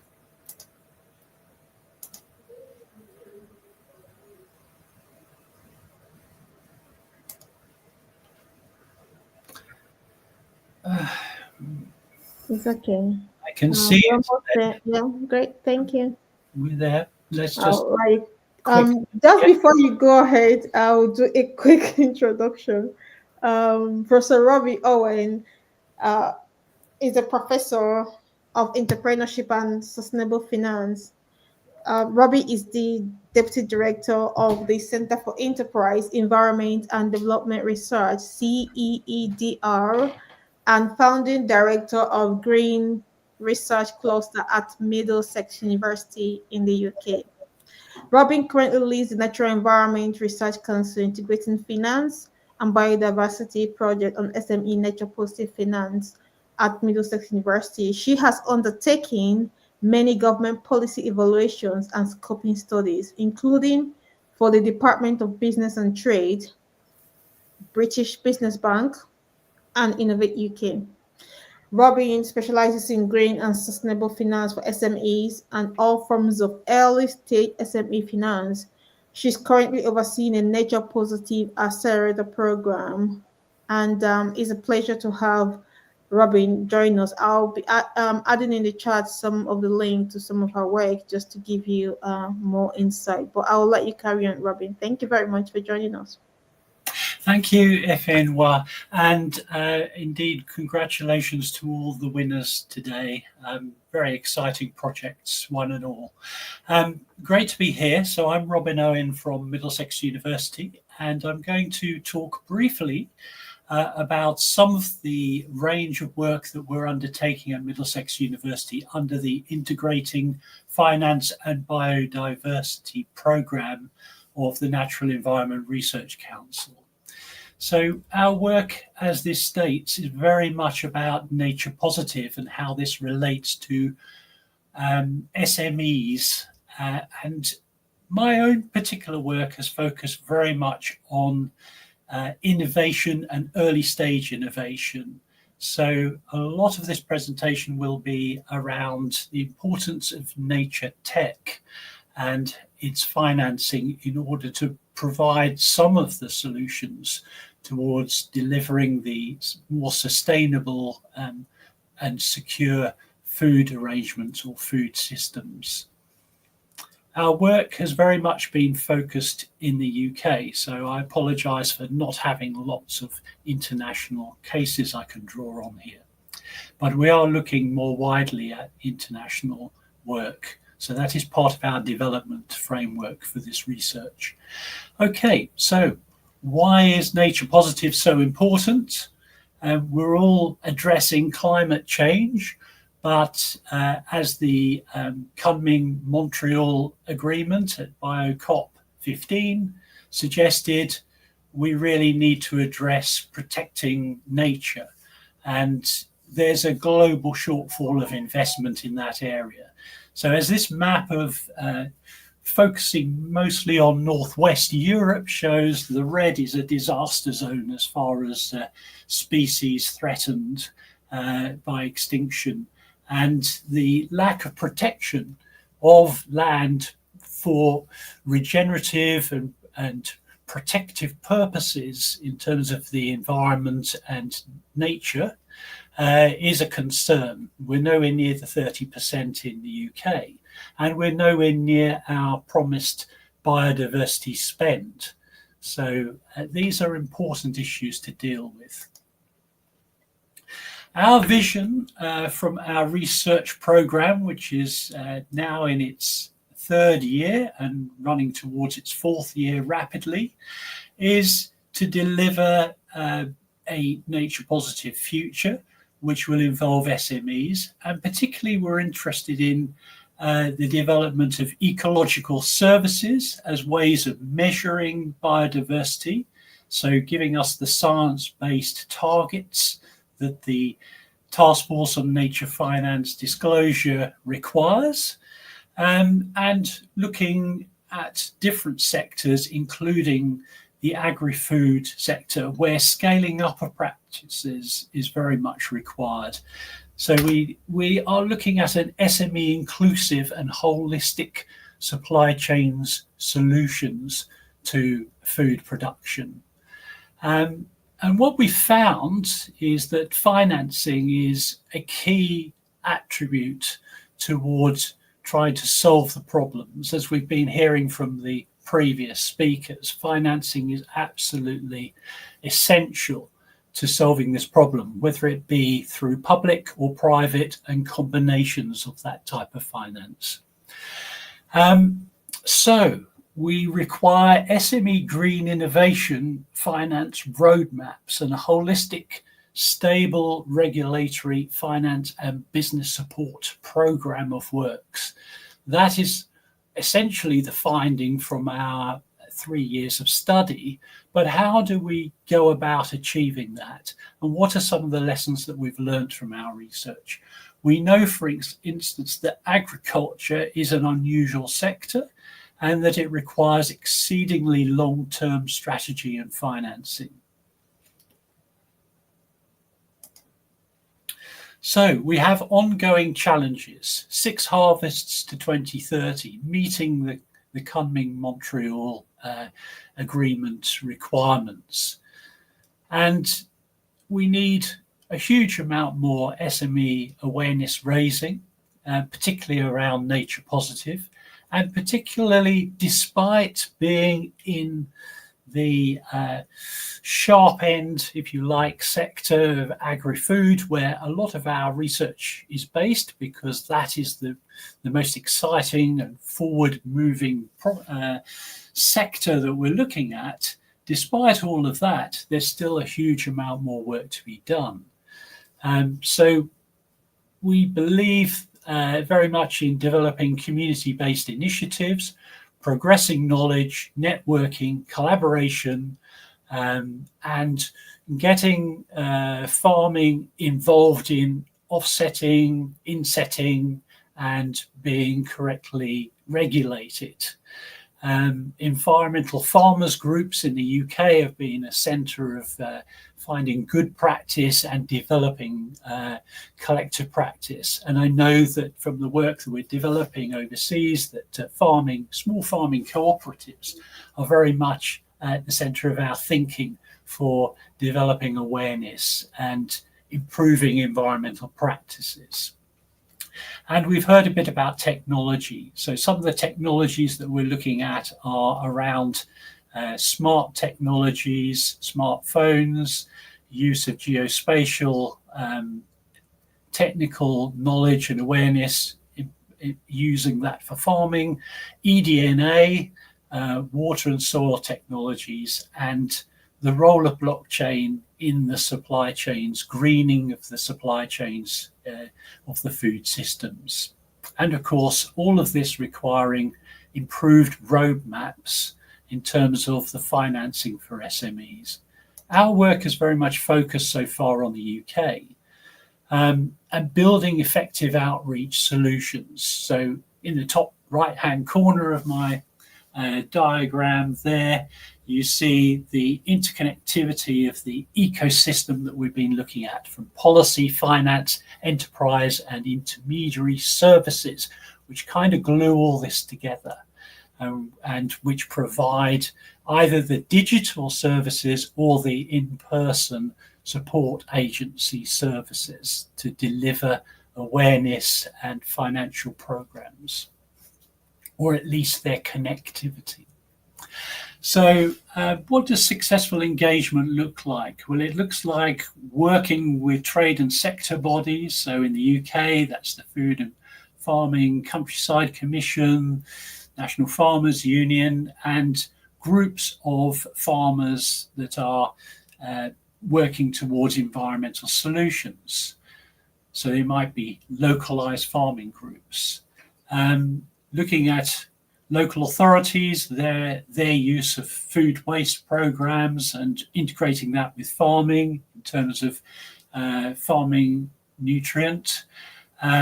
Working on supply chains with large businesses. So we have large businesses, buyers, such as Jordan's and Waitrose and Destination Produce as a sector-based organization for buyers, or working with local farming solutions and delivering greener supply chains, including insetting work and so on. And we have worked quite closely with the early stage innovation support area. So at Middlesex ourselves, we are developing an accelerator, which was mentioned in the introduction. So we have a nature positive accelerator, which is currently recruiting, and we look to support seed to Series A nature positive technology and related innovative startups, and agri-food sector technology is very much part of that. And in the UK, we have the Innovate UK launchpads, which have had an agri-food focus this year. So that's been an exciting development in terms of early stage support in this area. So what does the accelerator that we offer look like? Well, there are some of the alumni, including Ifenwi, and indeed we ran an initial program and now developing stage 2, a second recruitment, where we have recruitment ongoing now until Christmas. So if you are an exciting case and looking for an investment opportunity, going through this program could very much link you to the seed Series A type investors. We're working with the Green Angel Syndicate, and we will run the 16-week hybrid program from early 2025, leading to a very exciting pitch at London's Royal Docks on the 15th of May. So if you wish to apply for that, please let me know. So what do our ecological case studies that we've looked at actually involve? What have we learnt from them, and how can we take forward some of this, these lessons and this evidence base? Well, the first thing is that SME ecological services innovators are delivering the evidence base for the science-based targets. They're ahead of policy. And this is what Nature Metrics tell us, who are one of the key, large, rapidly growing global players, which was a UK startup less than a decade ago.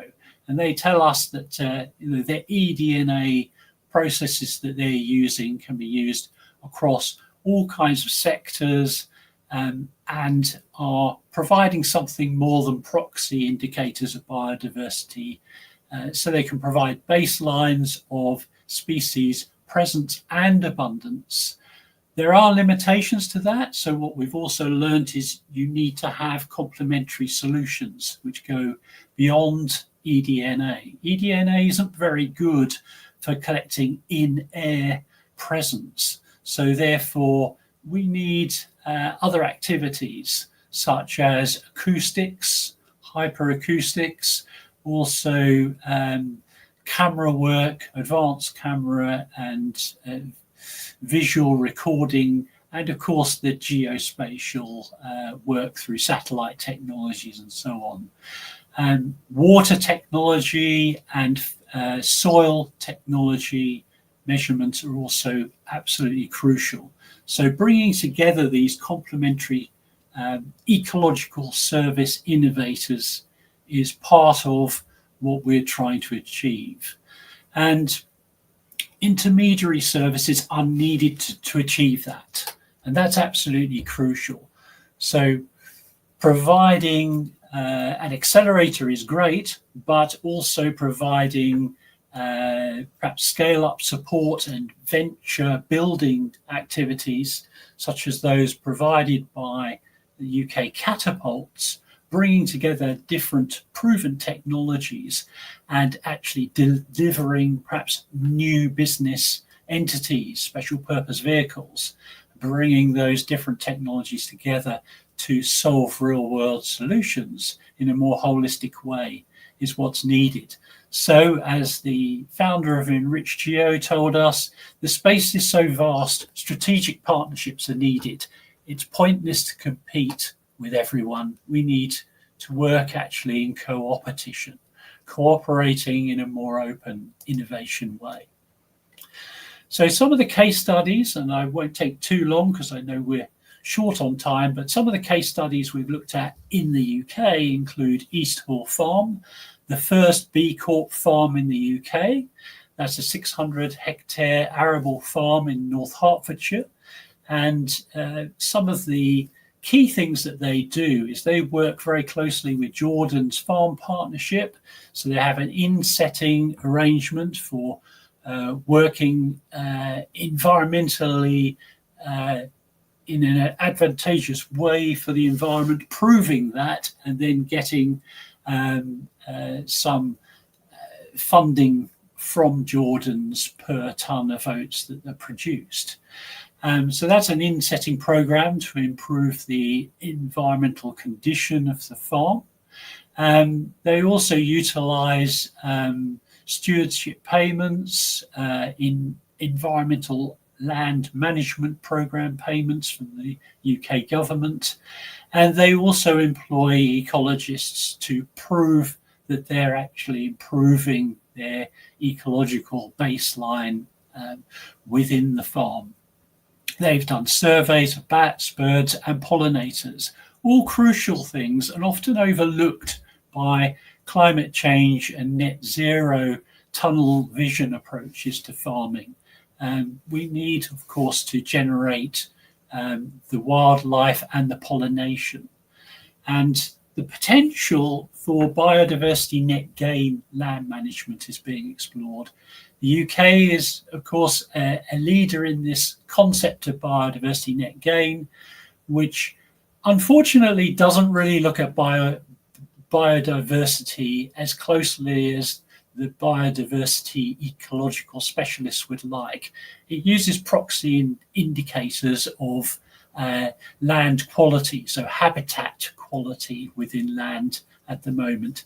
So there is a need perhaps to explore more innovative approaches to get more accurate measurements of nature.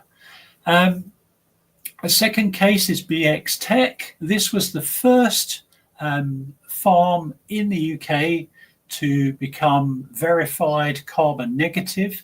It focused very much on the apple farm, the orchard farming in Kent at Bardsley Farm, and what they specifically focused on was soil quality, improving the carbon capture within the soil and proving that that generated a higher quality product. So becoming more organic in achieving that was essential to the program of works. And this led to investment from Tesco to actually pay into the supply chain to advocate the story and promote the farm And this is what really the likes of Tesco and the big retail buyers are looking for. They're looking for the value add, that they will pay extra money for products that tell a great story. This does two things, essentially. It improves the reporting. After all, the Scope 3 reporting, where 90% of food brands' emissions are caused through the farming practices. Improving those farming practices improves Tesco's and Waitrose and so on, their reporting. So it's essential to them to get improved reporting.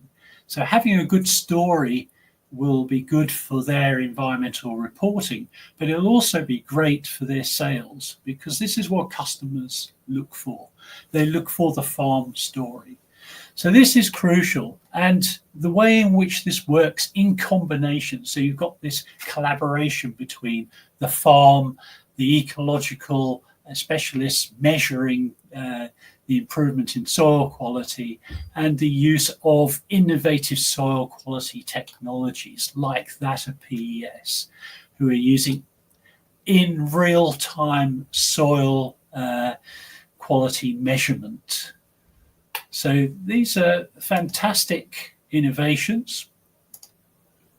Another one is Enriched Geo, and Enriched Geo is actually working in Africa. So they're working with small farm cooperatives in Africa and in outreach works with women's farming co-ops. And we're looking to work with Enriched Geo to enhance the green supply chains in Nigeria as a case study. So that's part of a project we're working on now, and I'm happy to talk in more detail about that if need be. But essentially, what we're doing here is incorporating the kind of new digital technologies into the improved environmental farming, improved understanding of weather conditions, water availability, water use, land terrain quality, and what the best cropping would be.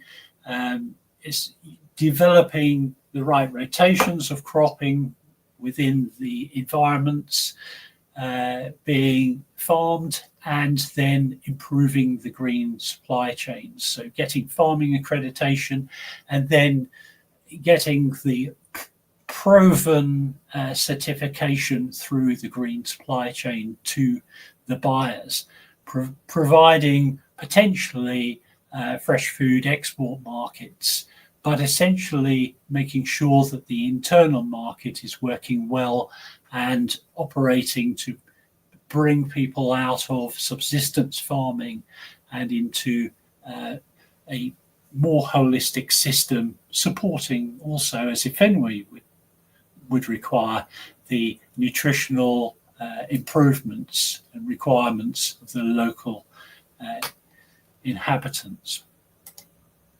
So in conclusion, our work has shown that we can very much develop technologies through our accelerators, through our better understandings of the finance system that's out there, working with the entrepreneurial finance ecosystem, particularly the early stage innovators. We understand that there's a lack of biodiversity science-based targets that the TNFD requires, so we're working on developing those specific indicators and the technologies that can deliver that, moving beyond proxy indicators to genuine biodiversity presence indicators in localities, ensuring that there's a combination of different ecological services that are developed and can work together to provide the solutions that are necessary. Working towards creating an integrated public sector SME green innovation finance roadmap, certainly in the UK, where this has been misaligned, and we're now looking very much to advise public policy to provide an effective roadmap. We're developing tools. We heard a bit about that earlier, the need for tools and platforms to support awareness raising within the sector. And we're developing the tools that can do that, which can provide some of the best indicators and the links towards the financiers to support businesses as well. So bringing all of this together, the triangulation of the entrepreneur, the innovator, the farmer, the farm system, the financing, the food system, blockchains, and so on, bringing all this technology together into a vision, holistic vision, is what we're trying to achieve. Taking the UK as our primary objective, but also exploring how we can take the technologies in practical ways to other emerging markets.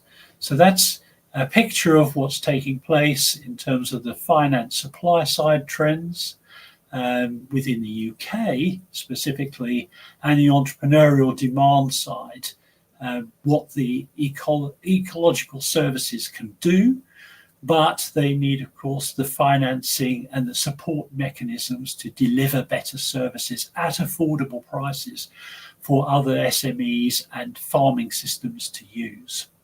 So at that stage, I think I'll stop there because we're rapidly running out of time, but thank you very much for the opportunity to present.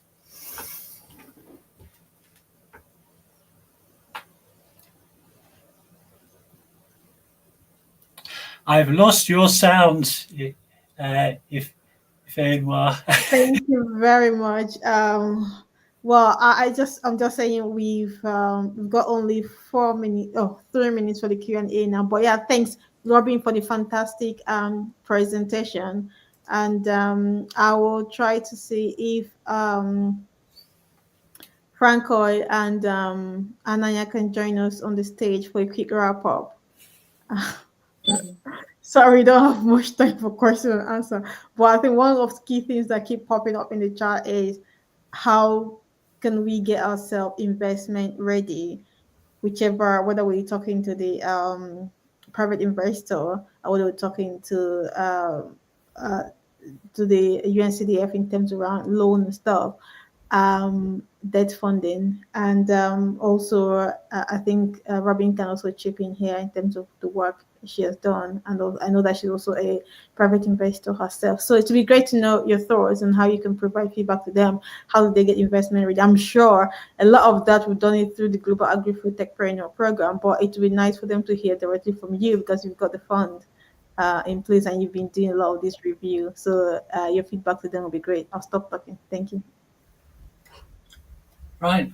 Well, I'm quite happy to talk about investment ready from the point of view of very early stage ventures. And I mean, the crucial thing is whether you actually have an end market which you can sell your services or product to.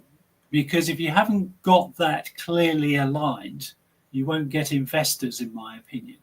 So whereas you might have a concept and you might get some grant funding or some initial concept funding, you won't get investment from private investors, certainly in the UK and probably in most places, without being able to demonstrate that there is a marketplace that you can sell to. Now, it doesn't mean that you actually have to be in the market already, but you do have to have the testimonials and evidence that if you were to take your R&D forward within a certain time frame, it is ostensibly achievable that you will be able to sell into the market. And I think that's crucial. So it's how you persuade the investors that you can do that. And the investors, of course, are looking for something which is really scalable, because investors don't generally invest in the very small scale. They want to see something that's going to have considerable returns and considerable scale. So the novelty, the market acceptance of what you've got, and the proof that there is a market there that people will buy, and that you've got the IP behind you that's protected, I think are all crucial elements. How you can prove your environmental credentials is also very important to the impact investors. Okay. Great. Thank you very much, Professor Robin Owen, for sharing that. If you want to come in next. I'm happy to, yeah. No, thanks a lot. I think from UNCDF perspective, I think for all different stakeholders that would be keen to get access to our financing, I think one of the key objective at the beginning is just to make sure that your business objective are aligning with our development objective.